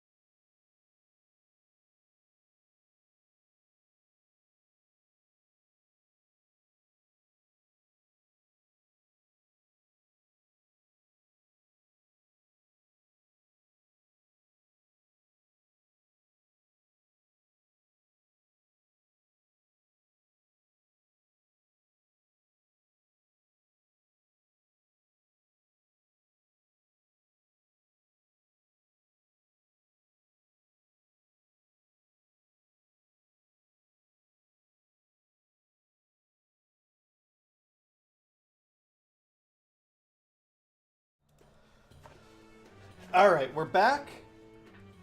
NoobTube says new Destiny 2 is coming out. I was never a Destiny person. I was, but it kind of feels like Bungie has dropped the ball. Yeah, did you play? You played 1 or you played 2 also? Nate, I played both. Defeat all the enemies to open each grate. Yep. Yeah, I played both. I mean, I give Bungie like a ton of leeway because, well, they make the only first-person shooter that I can play with my shaky hands. So, you know.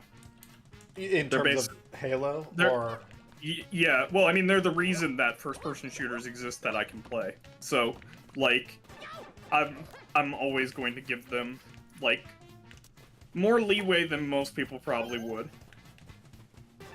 Oh, most consumers of their games. Yeah, well, I mean, that sort of accessibility is important.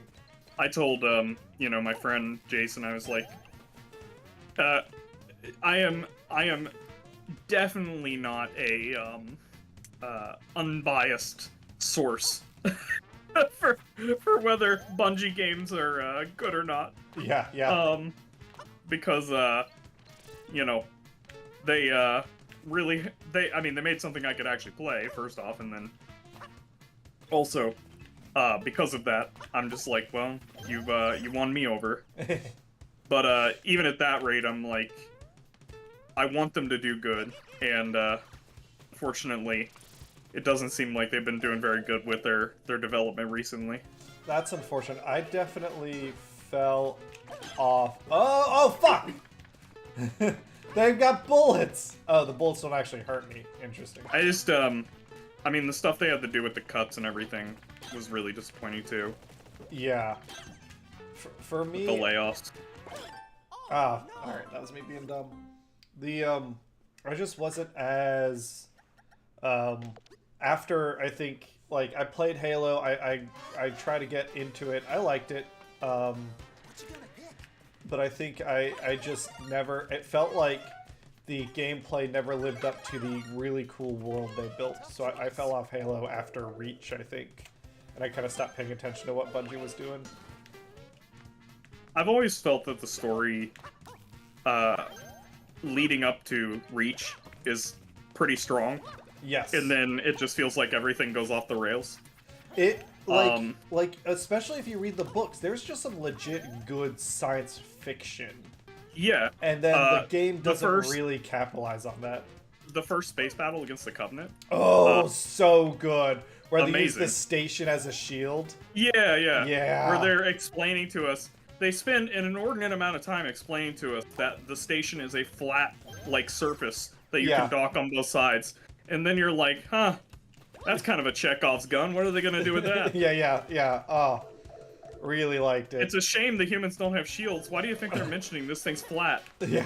And huge. That, and then the other one, the book about the first Covenant, like the Spartan ones and the first contact with the Covenant. Yeah. What was that called? Autumn something? I don't remember the name of it, but that was good too. It was just like, there was some like interesting like ethical decisions the author was like talking about, but then like it feels well, like we also get a lot more look at like what the state apparatus is like. Yeah. And even before this became like a struggle for survival, the state was on like a fascist like total war setting. Like, kidnapping kids and turning them into super soldiers. Yeah, I'm like, man, this state really... I mean, you guys were just, like, doing policing operations, more or less, on a galactic scale. And you've gone, like, full, like... well, originally, what? Off the deep end. Originally, Master Chief was, like, here to beat up, like, farmers? Like, Yeah. Is that necessary? Terrorist cells. Oh, you're right. Come on now. Radicalized farmers. Basically, the Boers. The Boer Republic. Yeah. Except, not colonial times. Yeah. I mean, Oh my it's God. one of those things where, like, looking at it, it's like, oh, well, it's actually, like, a really good thing the Covenant came along. Yeah, really did a number for humanity. You know? But then, like... Because now we can be like, we needed these war crimes. Yeah. Yeah. But that's... Look, it wasn't unnecessary. Let's not look when we started these projects. Come on, guys. Oh, that's interesting. It counts the enemy as dead as soon as the bubble touches it. So everything after that is just, like, death animation. I didn't realize that. But yeah. I know one of the books is actually, like, somebody is, like, I can't remember which one it was, but they're defending the Spartan Project, and they're like, when did the project start? And they're like, they basically do, like, full politician and start, like, talking about, just talk past it. And they're like, no, when did the project start? Yeah. Oddly enough, 5 years before the Covenant. Look, we were really on our game. Yeah. We knew we were gonna We knew it was coming, yeah. Yeah. But yeah, that's the thing. I would love if the games kind of started talking about or addressing that, but like that I get that that's not what the game developers are interested in. And also, like, they just don't have the systems that like, you could do that in Mass Effect. Yes. But you don't have those kind of systems in this game, and if you tried to tack them on, it would be difficult, to say the least. Yeah. And I feel like that's kind of where Destiny is as well. Even trying like to do that. Well, they want to do that, but then they also want to be an MMO, and that never works really well. You don't get, like, you can have a story, but player agency in that story is basically nil. Yeah. You know, you have the players observing other big players doing something. Which, you know, that's a pretty accurate description of, you know, you watching Cade die, or... Sorry if there's I assume I don't have to worry about spoilers on that. Oh, for Destiny? You know. Yeah. Yeah. I mean, pretty sure that's even, like, a commercial for it, but, you know. That was disappointing. I mean... Cade also, was the Nathan Fillion character. Woohoo! I'm not sure who his voice actor was. Was he the robot cowboy? Yes. He was, I think like, that was Nathan Fillion. He was our only comic relief. And they did what any good DM does. They took the mascot of the party and they killed him. Yeah. I mean, listen, you want to motivate. Yeah, you want to motivate? Kill the thing that the party can't resurrect. Or rather, put it in mortal danger. Oh god, we're doing that fast-forwarding bullshit? Alright. Sure would be a shame if your butler died. That's why every property in D&D should come with a butler. Oh god, it alternates. I was wondering what the fuck was going on. It goes fast sometimes, but it goes slow other times. Oh, this is awful. Okay. This is gonna be one. Oh. Okay. That was... I am really interested in the... Ah, fuck. Yep, okay. We're doing this.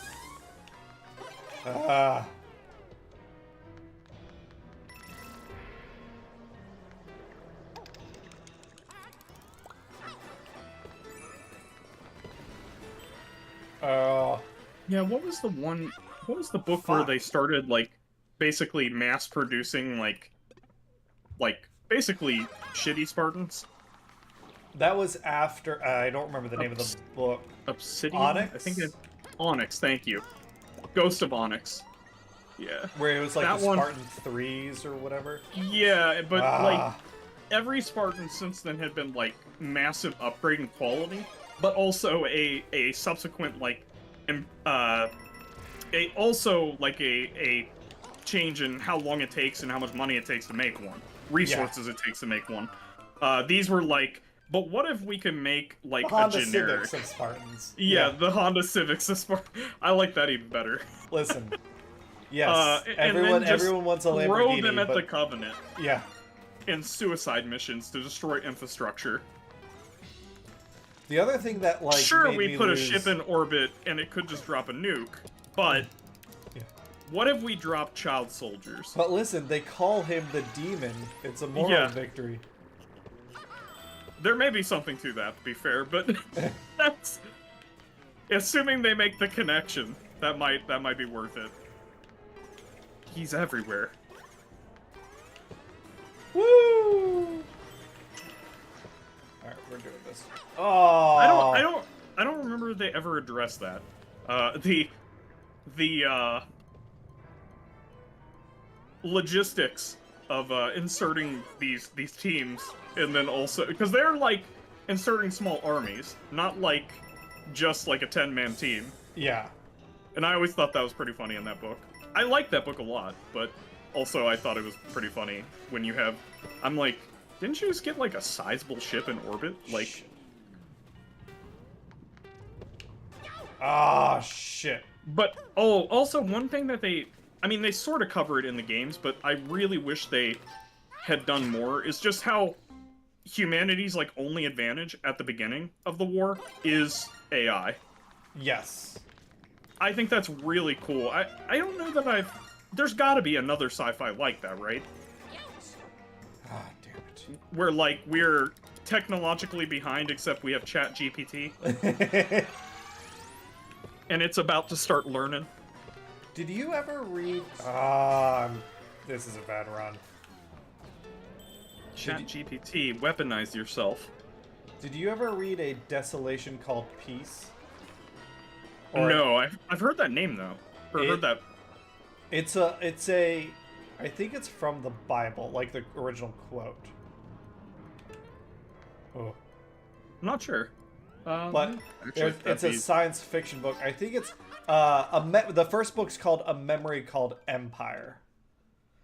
The reason I ask is because both of those names. I probably talked to you about it before because I like to talk about these books because of our like taste in science fiction and like the way it affects like civilizations and things like that. Yeah, world building. Yeah. Basically, like, when you take all these things together, do you get the world that they're talking about? That's how I like to look at it. Yeah. So I've seen these. The reason you may have mentioned this to me, but the reason I know these is because Google Books is always trying to sell them to me. Oh, you should buy them, or grab them from the library. They are good. I will do that. Oh, what the fuck! Ah. That's a frustrating one. That was some bullshit physics right there, Google. Or Nintendo.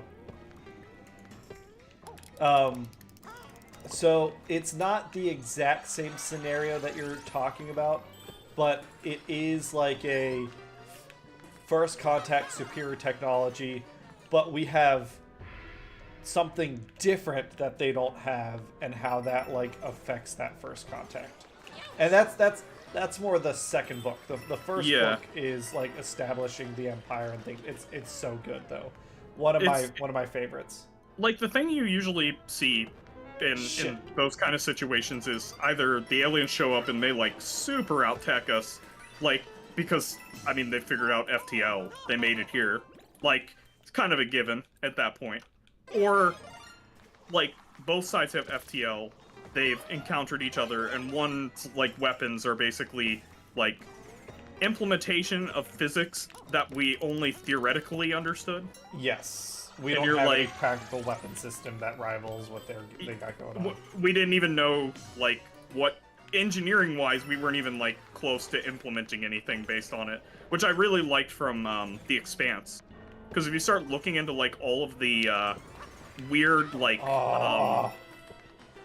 All the weird things that the aliens can do, and some of their weapons can do, you're like, oh, this is just like, these are based on theories that we don't know are correct or not. But like, basically, if you start looking at like the bleeding edge of our physics right now, all these things are theoretically possible, and we have no idea how the engineering would work.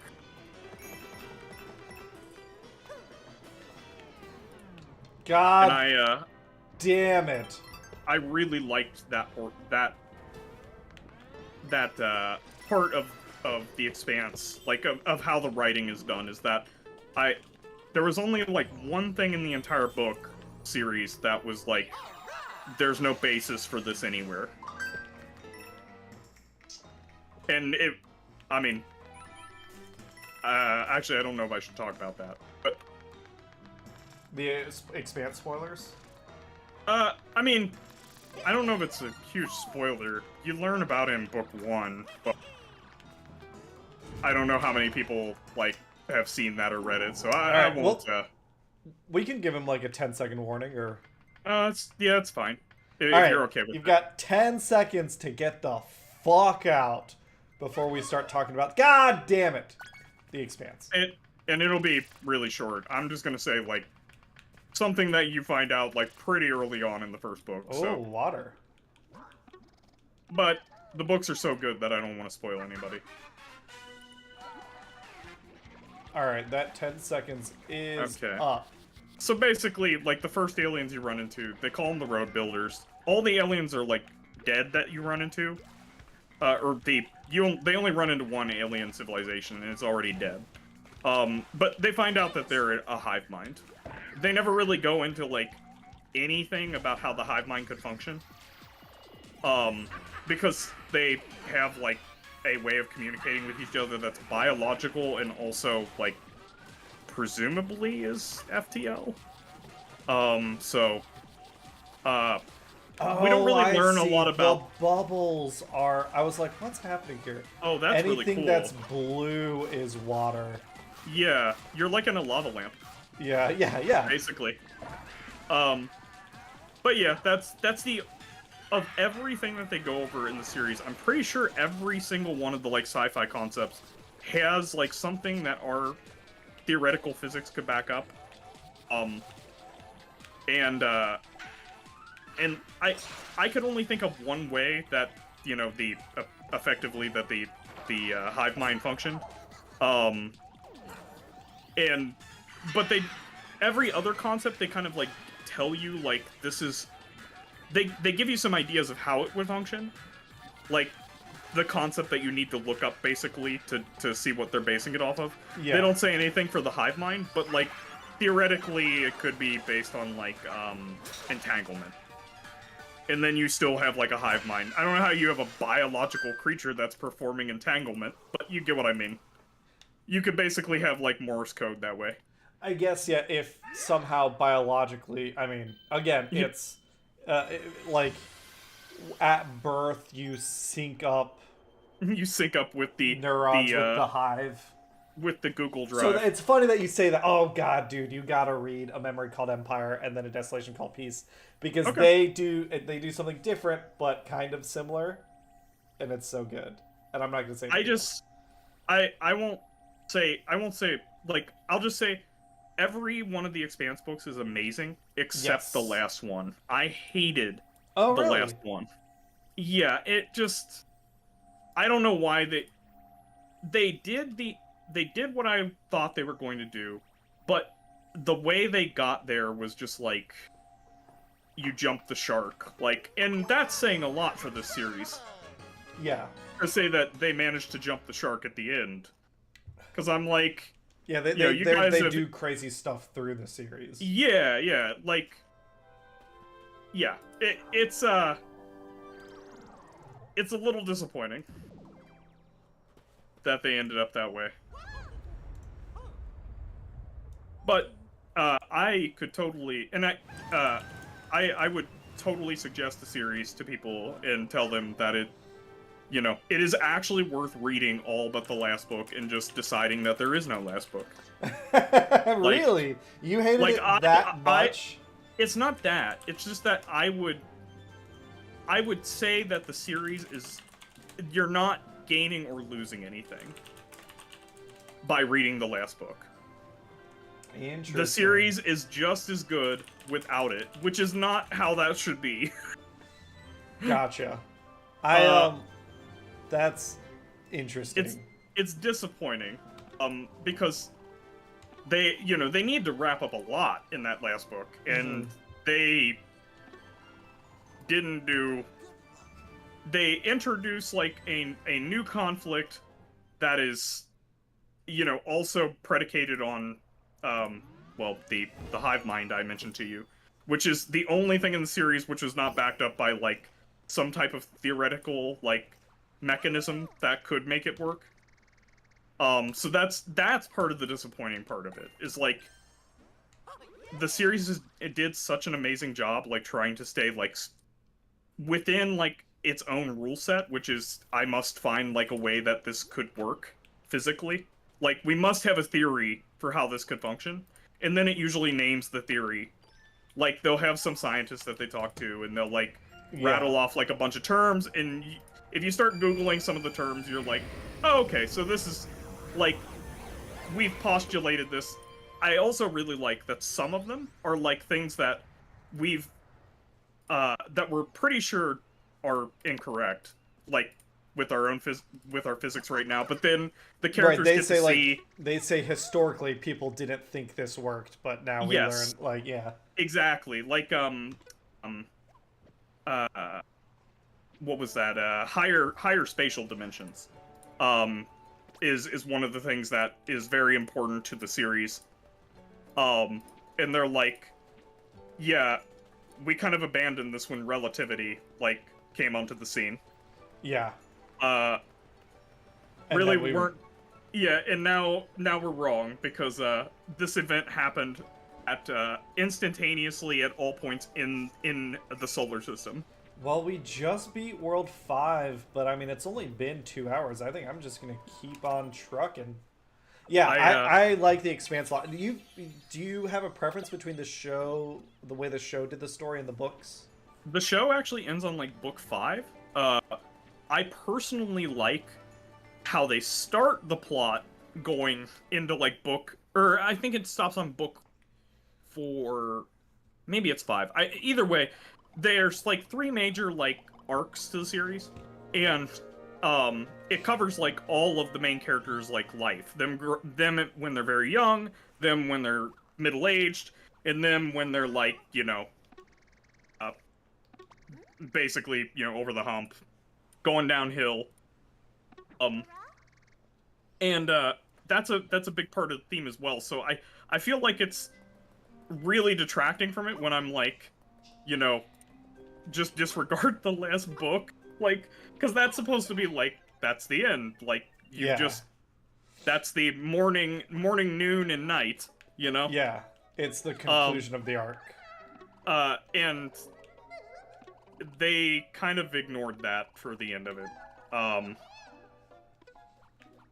Also, they went like super anime for like one of the scenes too, which is pretty funny.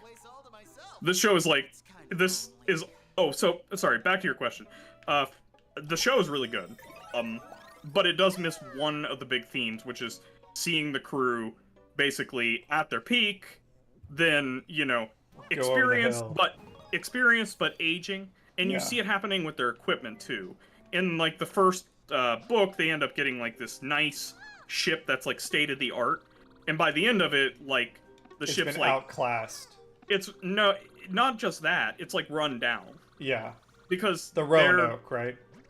No, the Rocinante. The Rocinante, that's it. Yeah, the horse that Don Quixote rides. Yeah. Which is another reference because, you know, he's like a lunatic yeah, he's fighting the good fight. He's fighting, but not really. Yes. No. Yeah, I suppose so. I think that's how you're supposed to interpret.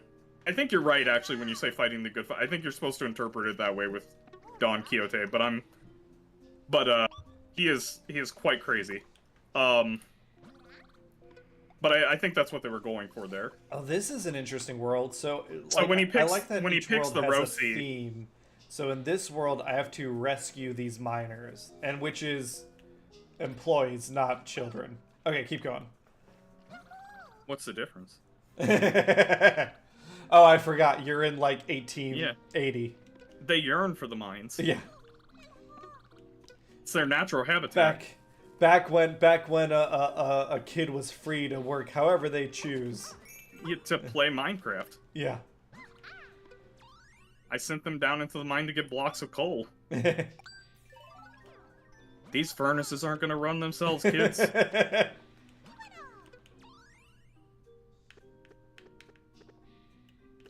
Okay, so But sorry, yeah. you were saying, yeah, I really love when they start going into like when they name the ship the Rocinante, and you're like, okay, let me go look up like everything about Don Quixote and like figure out like where this is going, because you don't just pick like a literary name like that and not have like it's a some very meaning to it. intentional reference. Yeah. Yeah, and it ends up being really awesome because, I mean, you know, that's his beat down horse. Yeah. And you see them naming a new ship the Rocinante, and you're like, huh, well, Yeah. this is, I guess, this ain't gonna be new for too long.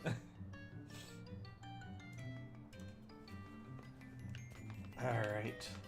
Let's see. Yeah, So, I guess I with really the TV liked series, the that's space combat in the first season of the series when they're going after Yes. the dark ship. It is, the space combat in the series is amazing, because it's what you would expect. Yeah. Or what I should say, it's like everything that I love about the Lost Fleet. Yeah, just on a smaller scale. Yeah, well, Well, on a have we scale that talked like about- makes sense for For their a solar their, like, system. Yeah. yeah. Have we talked about the new Lost Fleet book? Like, I mean, not new, but new from last year. Yeah, I assume no, we haven't, and I've really wanted to talk to you about that because the coolest race showed up. The not the Teon, the fuck. The surfer. I mean, dudes. there's the surfer squids. Yeah. I don't know like what their I forget what they're remember what their called. name is, but Yeah. it's fine. I love it. They are just. I mean, everything we've run into so far has been pretty chill. I mean, Yeah. even like the ones that are like, you know, basically 40k genocidal are like, well, they're not even 40k genocidal. The ones that are like The not chill, bear but cows? yeah, because one of them won't leave its like system. It's going full stoop boy. shit.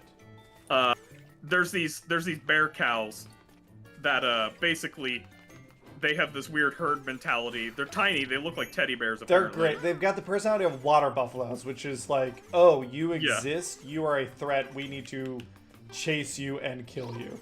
And they've managed to like conquer their planet, and then they just built like arcologies everywhere. Yeah. Like it's just stacks of like pastures that they built. It's like if we But use they- global warming for our like personal good. Yeah, Like they redid their environment. In they a way wiped out that every benefits them. predator. Yeah. Oh, but the most important part about these little teddy bears is they have a built-in suicide switch.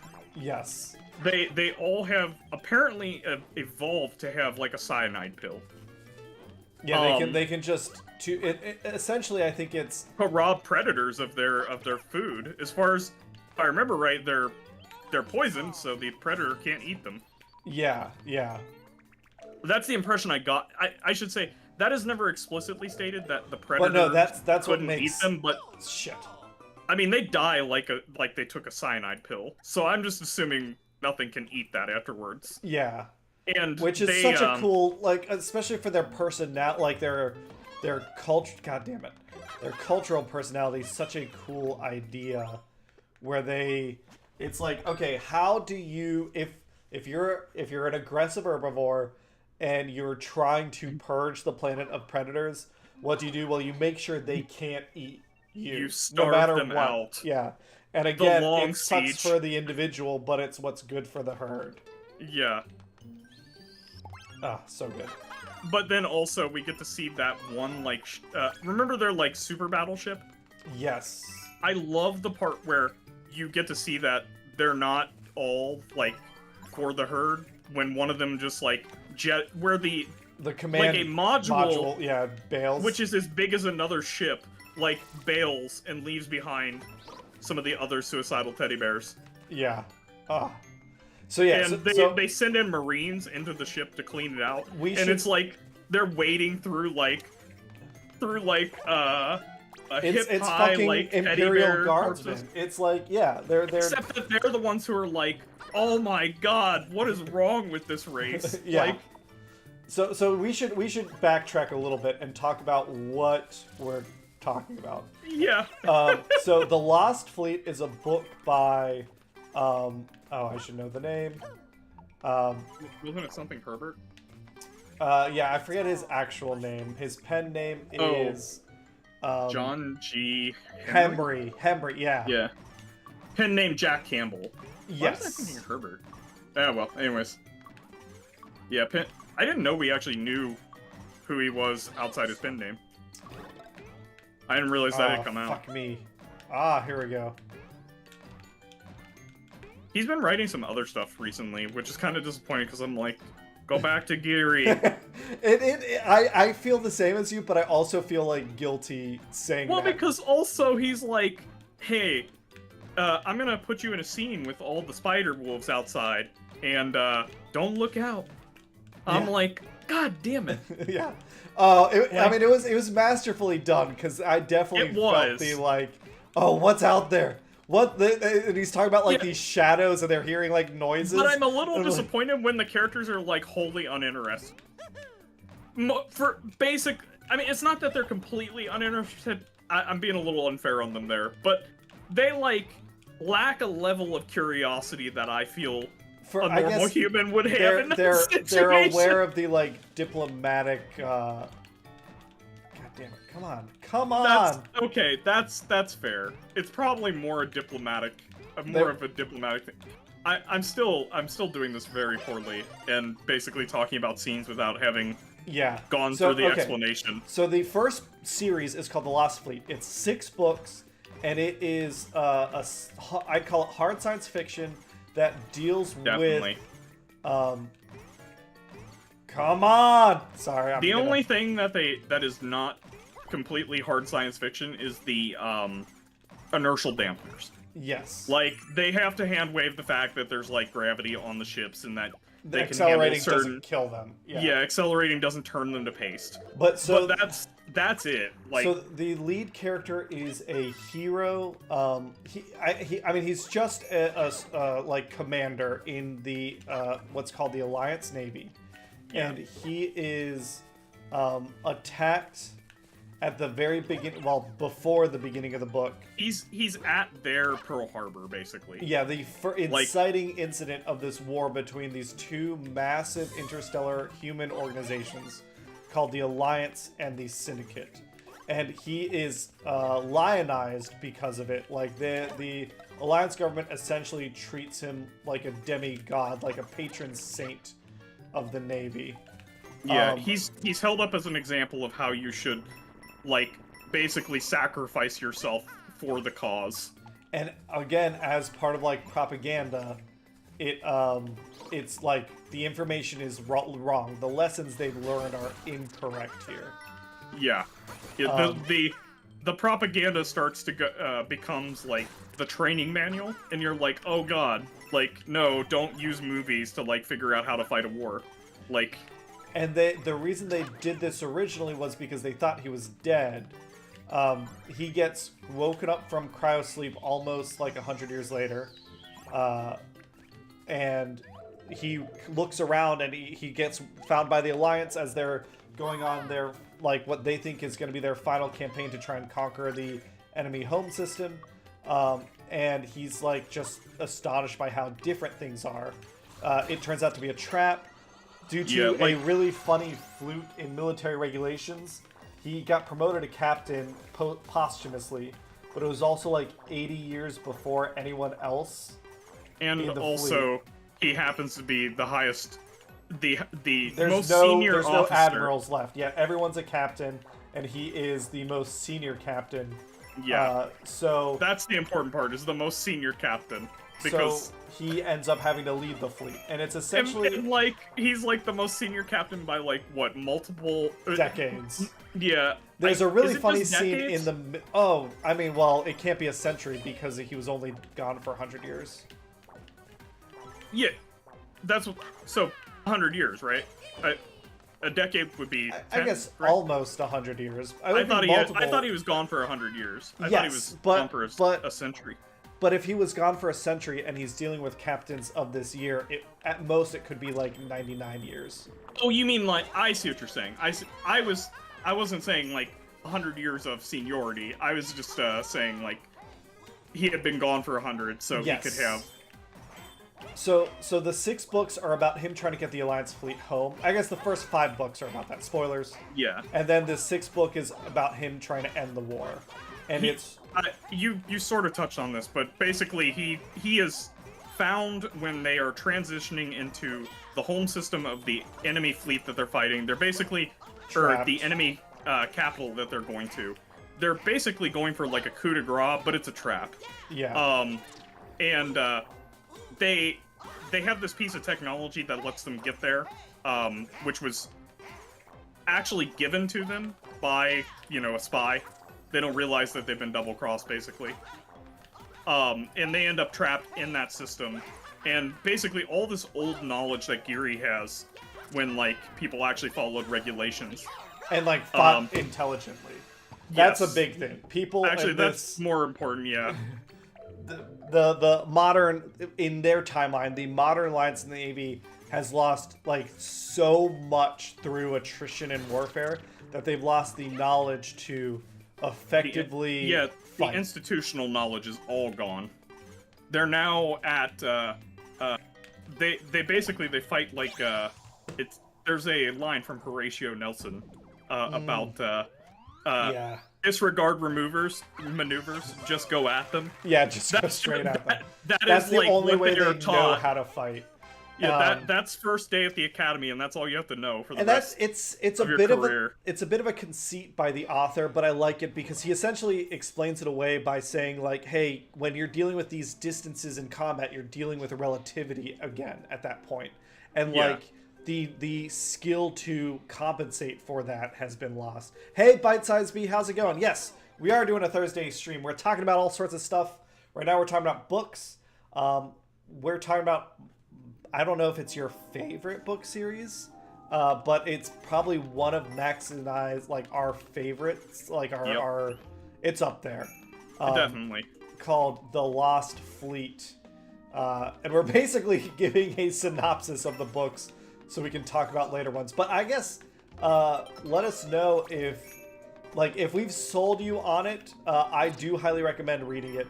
It isn't the single greatest character writing.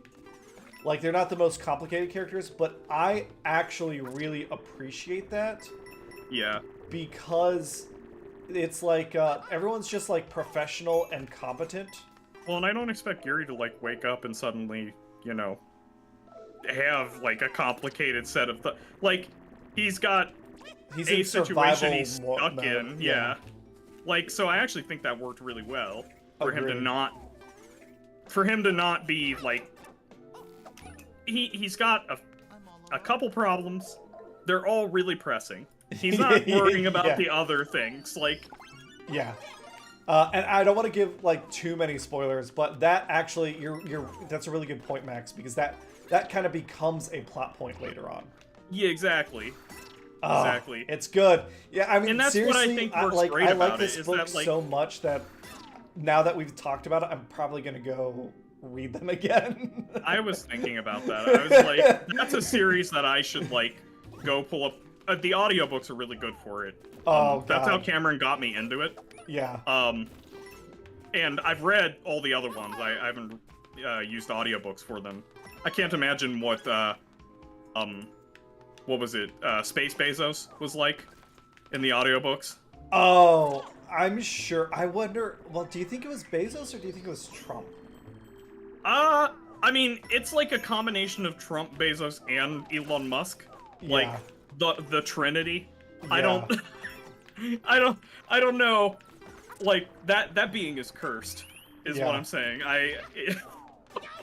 Yeah. Oh boy. When I was reading that chapter, I'm just like, I have to put this down. He's talking about how he has the best ship. It was like triggering. Yes, it is like It is. No. Oh my God, you're doing 100%. You're too good at this. Yeah, it was upsetting, but it was super good. Oh my god. I'm curious, but oh fuck me, I wasn't paying attention. I'm curious, Especially bite-sized B, 'cause what we you mean just- when you say unusual book tastes.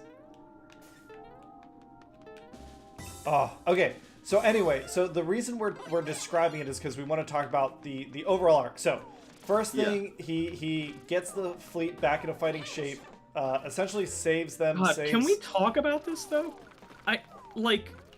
If somebody's gonna read this, I mean, that's kind of a huge point, something we've already discussed. I wish I hadn't discussed it now. Well, but we want to, if we want to talk about the other thing, we just can't- have to say, the war's over. Yeah. Okay, so the on. war is over, and then the next two series are about. We don't need to talk about the Lost Stars, although they're not the Lost Stars. What are they called? You mean the ones with the rebels out in? It's but I like that one a lot too. I I'd haven't read all those. of it. Oh, dude, you should. Every time I look at them, I'm like, I should, but I'm not really bought into those characters. I love coming back to them and being like, what the fuck happened here? Every time they come back to Midway, you're like, what the hell just happened? What have you all been fucking doing? Yeah, it's like that scene from that meme that with cat meme. everything's on fire and I was thinking of hold on. There's somebody bleeding on the floor. What is that from? Oh, It's Always Sunny, right? Everything's fine. No. You know what I'm talking about, though. Where the guy's walking in with the pizza and everything's on fire and people are bleeding. Community, yeah, thank you. It's Midway is that every time they show back up at it, and I'm like, I could read the books that explain how they got here, but honestly, the comedic value of Geary showing up here and then being trying to figure out what the hell is going on without causing a diplomatic crisis is hilarious. It is pretty good. Okay, here's the meme that I was talking about. I was actually thinking I would go ahead and read those when it's all over. Yeah, that too. That's close, but see, the problem is that the cat is too far away from the problem. Geary shows up, opens the door, and is immediately in the middle of it. Every single time. That's a good point, yeah. Okay. The cat had a chance to look before he went in. Yeah, that's true. Because of the way space travel works, Geary doesn't find shit out until he's in the system. And the light reaches him, which is a big part of the series. Yeah. They'll show up in a system and there's a lot of times where they're like, we have to wait for light to actually get to us from the sun off of the things that it bounced off of. I guess so here's I think you'd agree with me here. Our recommendation they'll see ships start moving and they'll be like, well, I guess we'll know what they're doing. 10 hours ago. Yeah. Yeah. So here's our recommendation. I think I recommend it to a general audience. Ages 5 and up. I think that if you like competency porn, which is where there's not necessarily needless drama, but the drama is about the characters trying to solve problems and they are competent characters, it's really good. If you are curious about how space combat would really work, this is, I would say, as close as we have gotten. Yeah, because like I said, the only concession they really make is there's inertial dampeners so that they don't paste people. Yeah, so that not every time they take a turn, the crew dies. And actually that's something that the Expanse doesn't have. They don't have inertial dampeners. They actually start pumping people full of drugs to make sure your heart doesn't give out. Yeah, and they accelerate at a slower rate. They accelerate at a slower rate. They don't just turn on a dime. What the fuck is happening? And the first time you see something do that, you're like, oh my god. Yeah. What in the hell is that thing doing? What physics explains this? And then you start to... Well, that's why I love that series. Is the first time you see something break physics, you're that hurts me. Okay. And you're like, oh boy. Yeah, so I, That jump. Yeah. Oh. Okay, we're learning. Yeah, so... great series, highly recommended. I love when physics breaks things. Yeah, it's real good. But so the first series is about the ending of this war, and it's all human stuff. Spoilers. Yeah, that's the part that I was like, really hard to talk about this series when, God damn it.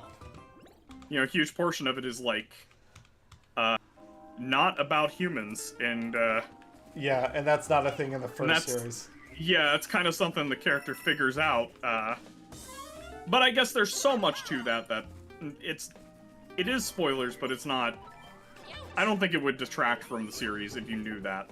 I knew it when we were going in because I think you or Nate told me. Yeah. And, like, I was really, like, every time we were getting closer, I was like, oh my god. What is this gonna be like? Yeah. And I just, shit. like, even though I knew, I was so excited to see, like, what that was gonna be like. Oh shit! Game over! Oh goddamn. You see Geary be, like, one of the most competent, like, human, well, the most competent fleet commander. Yes. Out there. And you're like, but these aliens, they, seem to, know physics better than us. Like, galore. Oh, is this because I fucking died? They feel bad for me? Oh shit, maybe I shouldn't have done that. So, that part of the book is really interesting because you're like, well, how, I mean, he may be a good commander, but, you know, when the enemy ships don't obey the same rules, you know, you have this, asymmetry in your engagement, and you're like, how's that gonna play out? And it's really great. They do a fantastic job addressing that. Yeah, it's really, really good. I'd say, like, I can't... Well, Cameron, you remember, like, how that plays out. Like... Yeah. And I love how they went about it. The only thing I wish is that basically the person that gave them, you know, the knowledge they need to figure all this out had, you know... Yeah. They had left them around. Yeah. Put it that way. So going back to general stuff. So I've been really missing her in the later books. Yeah. So the first series is about ending the war. It's all human on human stuff. The second and third series are about alien first contacts from what's I feel like a really neat perspective where it's not entirely military and it's not entirely diplomatic. It feels like how this sort of thing would actually be run, where it's... Yeah. It's actually like the right mix of like Star Trek and like hard sci-fi, in my opinion. Yeah. Like Star Trek is like everything's a humanoid, which is kind of like, I don't know why everything suddenly is a humanoid. Even the Borg are humanoids. Why the hell are the Borg humanoids? Yeah. Like I don't get it, but everything has 2 legs, 5 fingers. You know. I guess their universe has like the carcinization, except for everything humans. becomes human. Yeah. Yeah. Eventually, you get there. abandon modernity, become monkey. Yes. Yeah. Everything returns to monkey. So. But in this universe, like everything is very different based on where it came from. And it's really nice, both in terms of physiologically and psychologically. That's one of the things that's satisfying is just like the care that's put into the space combat, the same sort of care feels like it was put into somebody spent a lot of time like theory crafting like different species. Effectively how like 2 different species with very different like not just values, but like the way they interpret the universe. Yeah. It like would interact with each other. And humanity's different interactions and that's a big theme of the book is books is like our biases. Like, so the first series is like these soldiers have lived a certain way and their experiences bias them in certain ways. And Geary, due to not sharing those same experiences, is not biased in the same ways. The same thing is true for our contacts with aliens. Like, and there's Geary different groups of scientists and politicians that are like, well, we expect aliens to act this way. And Gary's like, essentially his superpower is, it's not that he avoids being biased, but he is able to recognize and get like feedback from multiple different people to check himself. And he's got like no ego about it. He's the benevolent dictator. Yeah. I mean, he's not like he never. Well, he hasn't, at least in any of the books I've read, gone and taken the reins of government. But he is like the enlightened.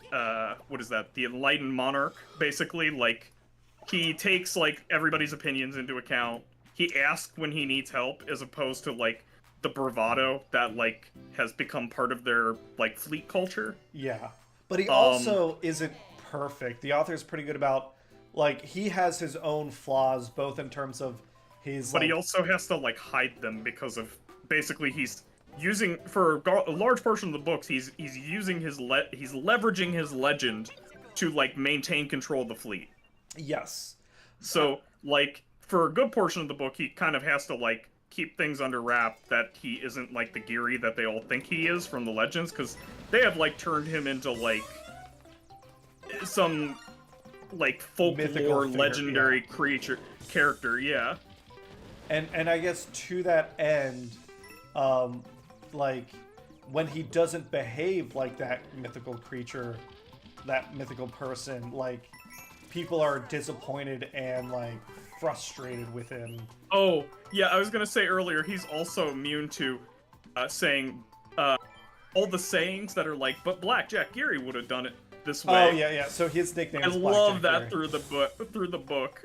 Basically, people were like, there's like a culture of like tearing somebody down by like saying that they're not following the honor that was like passed down by like Blackjack Geary, which is really funny because people like basically they like say it without like thinking about it, like from rote.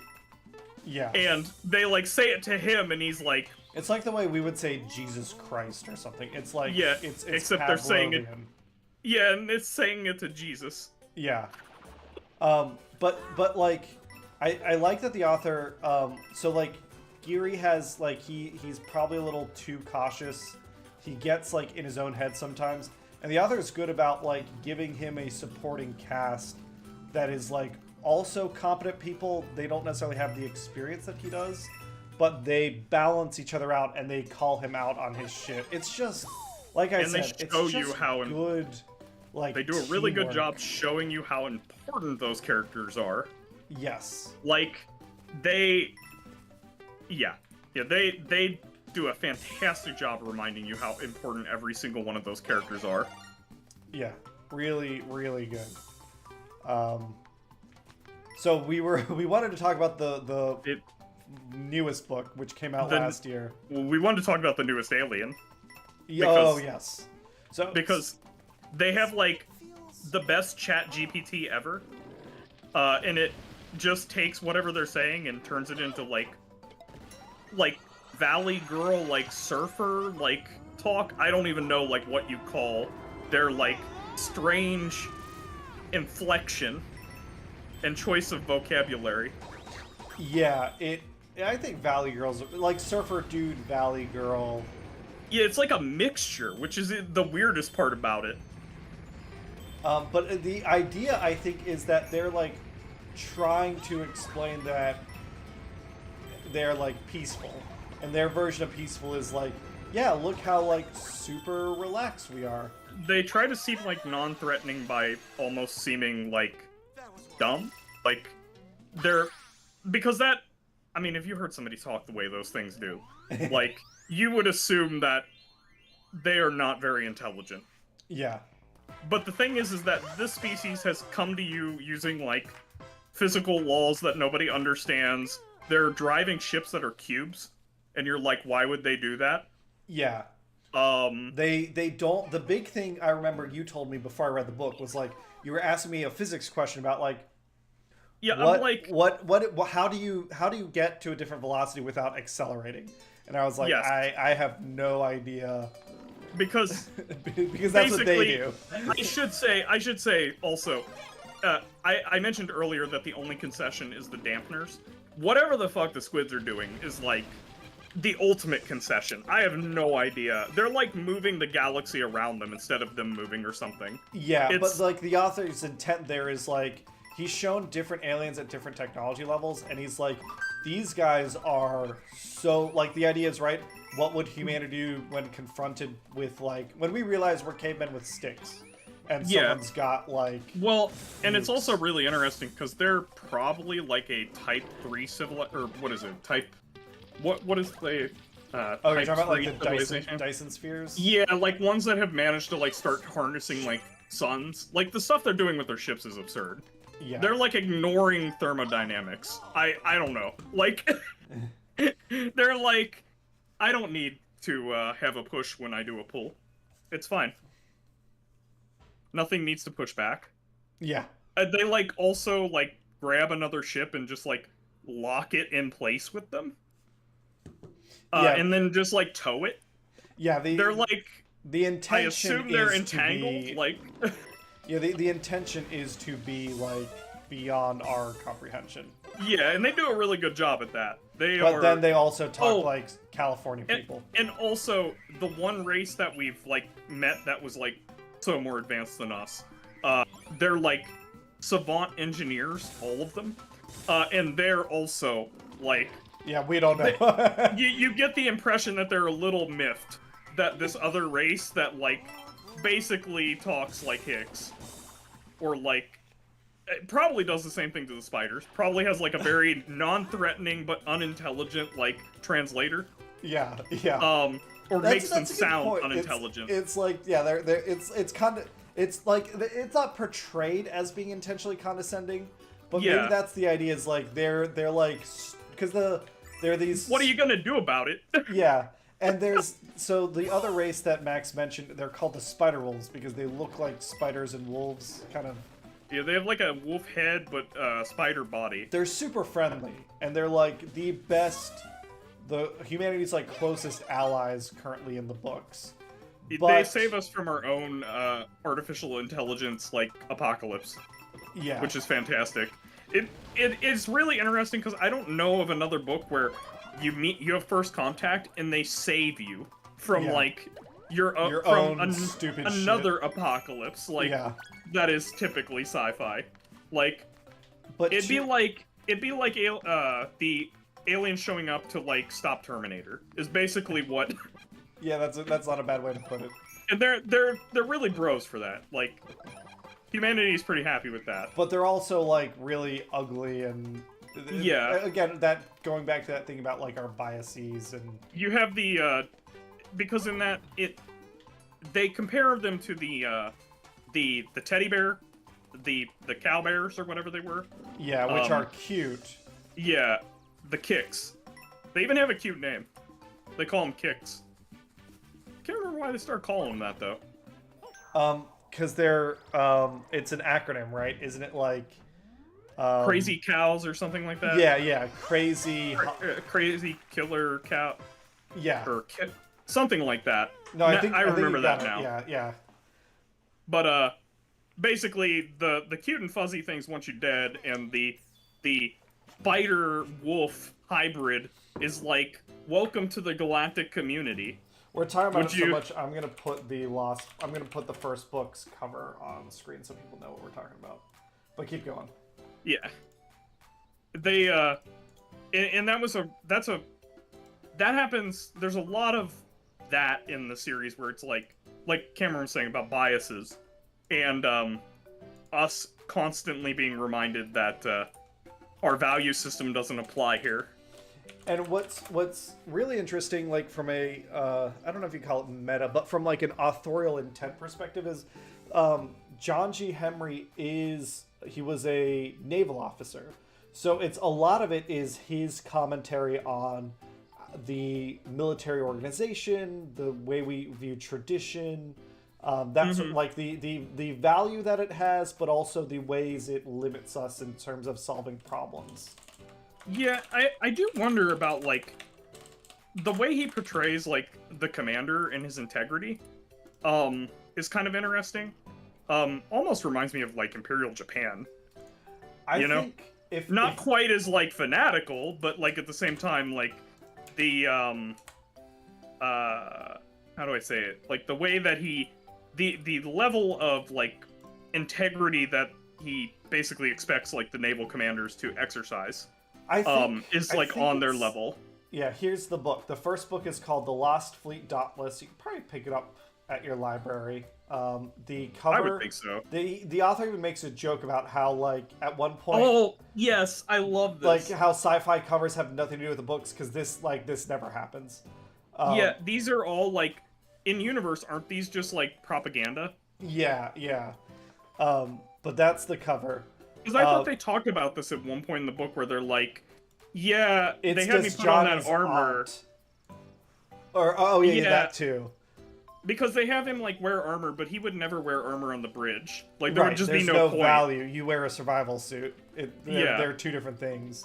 But okay, so to Max, to your point about the way he views the entire, I think in some ways, John G. Henry is writing. He's writing for a specific audience of military people, where he's like, this is what's important to me. The way that like, the way that he Blackjack has to balance the regulations against the right thing to do, that is always mindful of like civilian casualties and things like that. To me, And it feels the like civilian government. and more yeah, importantly. and yeah, it's and especially him essentially sticking like space Trump in the newest book.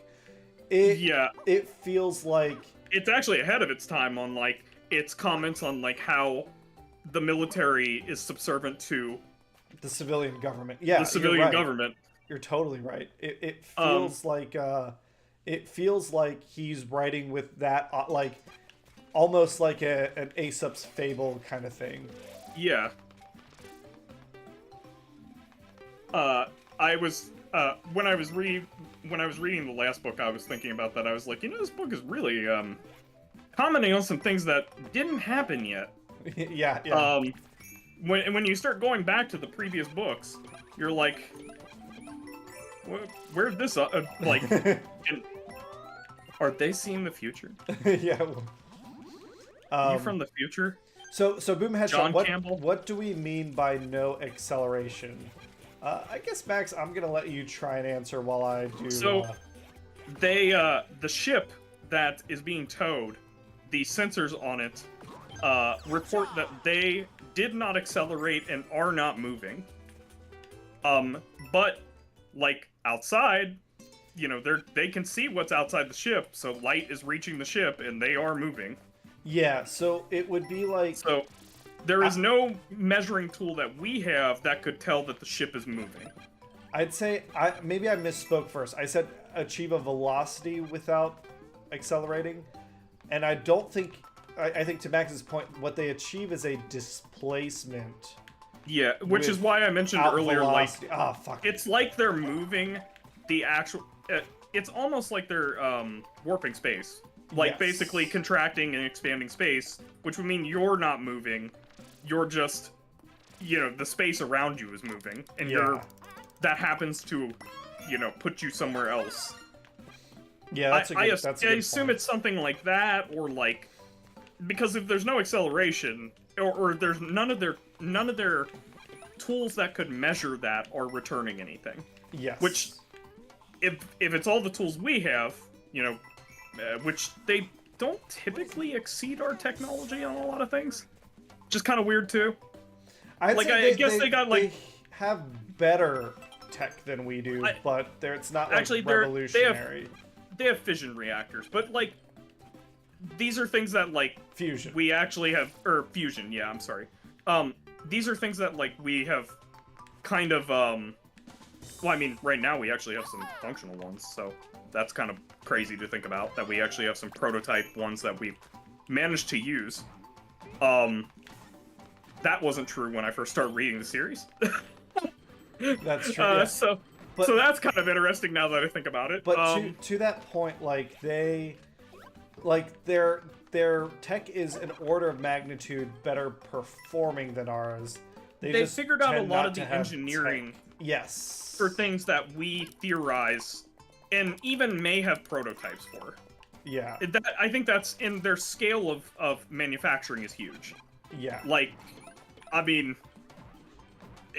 the fact that they even have like multiple worlds kind of it means that they're gonna have manufacturing on a whole different level. Yeah, part of the like things in the book is that like how did the war last this long, and a big part of it is because both sides had like multiple solar systems to draw on, so they could keep the war going far beyond like we would normally do something like that.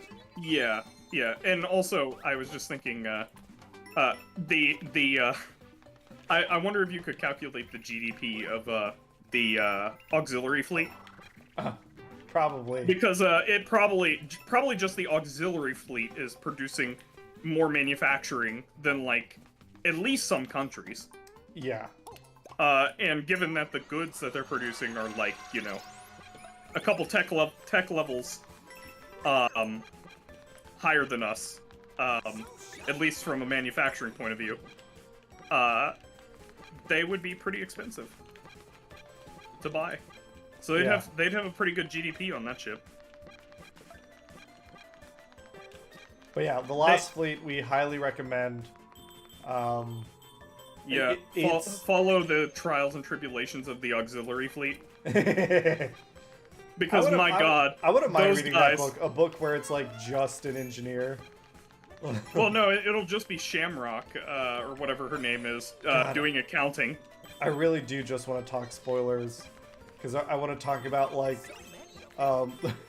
when the auxiliary fleet, the engineering assumptions about attrition, I guess and how I should that say causes problems. I should say what the auxiliary fleet is. So like, actually during World War II, we had ships that were like repair ships. It wasn't really an economical like thing to do. So you don't see those kind of things anymore. It ended up not being very economical is what I should say. We didn't know that. But basically they have these ships that are like mobile manufacturing facilities that can make like, they can take raw materials from asteroid belts and turn them into whatever the fleet needs, for the most part. Essentially greatly extending the range of the fleet, because with the technology available, their range is limited by like logistics rather than and something else Cameron mentioned earlier, which is pretty great. I mean, you might as well just tell them about that one, Cameron. That one's pretty good. Okay, so because that one is like, you could extrapolate that from like what we told them about everybody doing a headlong charge. Yeah, so because of the way they fight the war, the survival rate is like 60% or something in combat, which, and that's like just to make it to your second engagement, right? That's not like 60% is not like let's make it past like multiple engagements, right? Yeah, if I remember correct. I don't know 100% how, but like a 60% survival rate is still like insanely low outside of like Warhammer. Especially when we're talking about things that are, these ships are expensive and have so much crew on them that had to be trained. Like the investment for these ships make like battleships and aircraft carriers on Earth look like pennies. Think about this, like, so World War I, British soldiers who fought through the whole expanse of the war had about a 90% survival rate. And we consider that like a horrifically atrocious war. So 60% survival is like insanely low without it being like comedic. And we're talking 60% for a ship, which has like a crew. Yeah. Oh, and that's a good point. One side has escape pods and the other side doesn't do that. That's a good point too. Not only do they not have escape pods, they have like the commissars to go around and be like, get back to your job. Yeah, so because of this survival rate, they oh, that's a fun little puzzle. The computer systems that govern like their logistics essentially are like, okay, well, we need to make like this much of munitions, and we need to make this much of like spare parts and supplies and fuel cells. Yeah. Because we anticipate that this many ships will be lost, and this much munitions will be spent, And the way Blackjack Geary fights goes against those assumptions. He essentially gets into a problem where so many of his ships are surviving because he's cautious and he's fights putting more stress on them. Yeah, he's putting more stress. Basically going through maneuvers that nobody's done in like decades. And he uses more fuel because of those maneuvers. So like the computer systems were like they were assuming incorrectly in terms of his like fuel consumption rate, his survival mileage rate. May vary. Yeah, it was just a really like relatable. Like he was damned by his success. You know. Yeah, really and we basically find out that like these ships have like Woo! they're built to they're also built like they're superstructures with this stuff in mind. So it's like they don't even build the superstructures to like survive. Yeah, they're like it's gonna have a typical ship has like a life of like 5 years or something. Yeah, so like why things start to break build it down to that last like longer than that? Like some of the stuff that they're repairing is like, oh, you know, like this is just a part that like we put too much stress on. But then it gets to the point where it's like, yeah, the superstructures aren't gonna hold. Like these ships are actually gonna rip apart. Yeah, didn't one of the ships actually rip apart at one point, performing a maneuver? I don't think it was an Alliance ship. I think it was a Syndic ship that was trying to keep up with them. But yes, they have, you're right. You're right, because he baits them into performing the maneuver, and he's like, if they design their ships the same way we do, this like, will kill them. Yeah, that they put a ton of stress on their ship. And to that end, they do. Man, that was awesome. It's good. Yeah, I'm gonna have to go back and read it again. The Lost Fleet, super good. Yeah. All right, I think. If we haven't sold you already, more spoiler. No. yeah. I think with that, we might call this a stream, because I don't know what else I'd be doing. Have I done like 100% of this map? Let's see. Let's see how close we are. What button can I press? No. I'm sorry, the girls are making noise in the background. Oh no. The dags. The dags. They're fighting on the bed. Oh, I'm still missing some flags. Which is like, it's like one of those ones that has like storage underneath it, like drawers that you can pull out. So it's pretty high up. I'm always like, when they're up there, I'm like, there needs to be like Duel of Fate playing. I have the high ground. Yeah. I think Linda actually got like kicked off the bed one day by her sister. I'm like, you just 300'd her. Thanks everyone for hanging out. I think this will be the end of it. Thanks for listening to Max and I talk about a book series we really, really like. And maybe at some point we should do, because we've done podcasts before, maybe at some point we should do one just talking about that series. That'd be good. Because, yeah, I just want to talk about it. All right. Yeah. Good night, I'm ready everybody. to spoil everyone. Yeah. Good night, everybody. Talk to y'all later. Bye. Thanks for playing with us.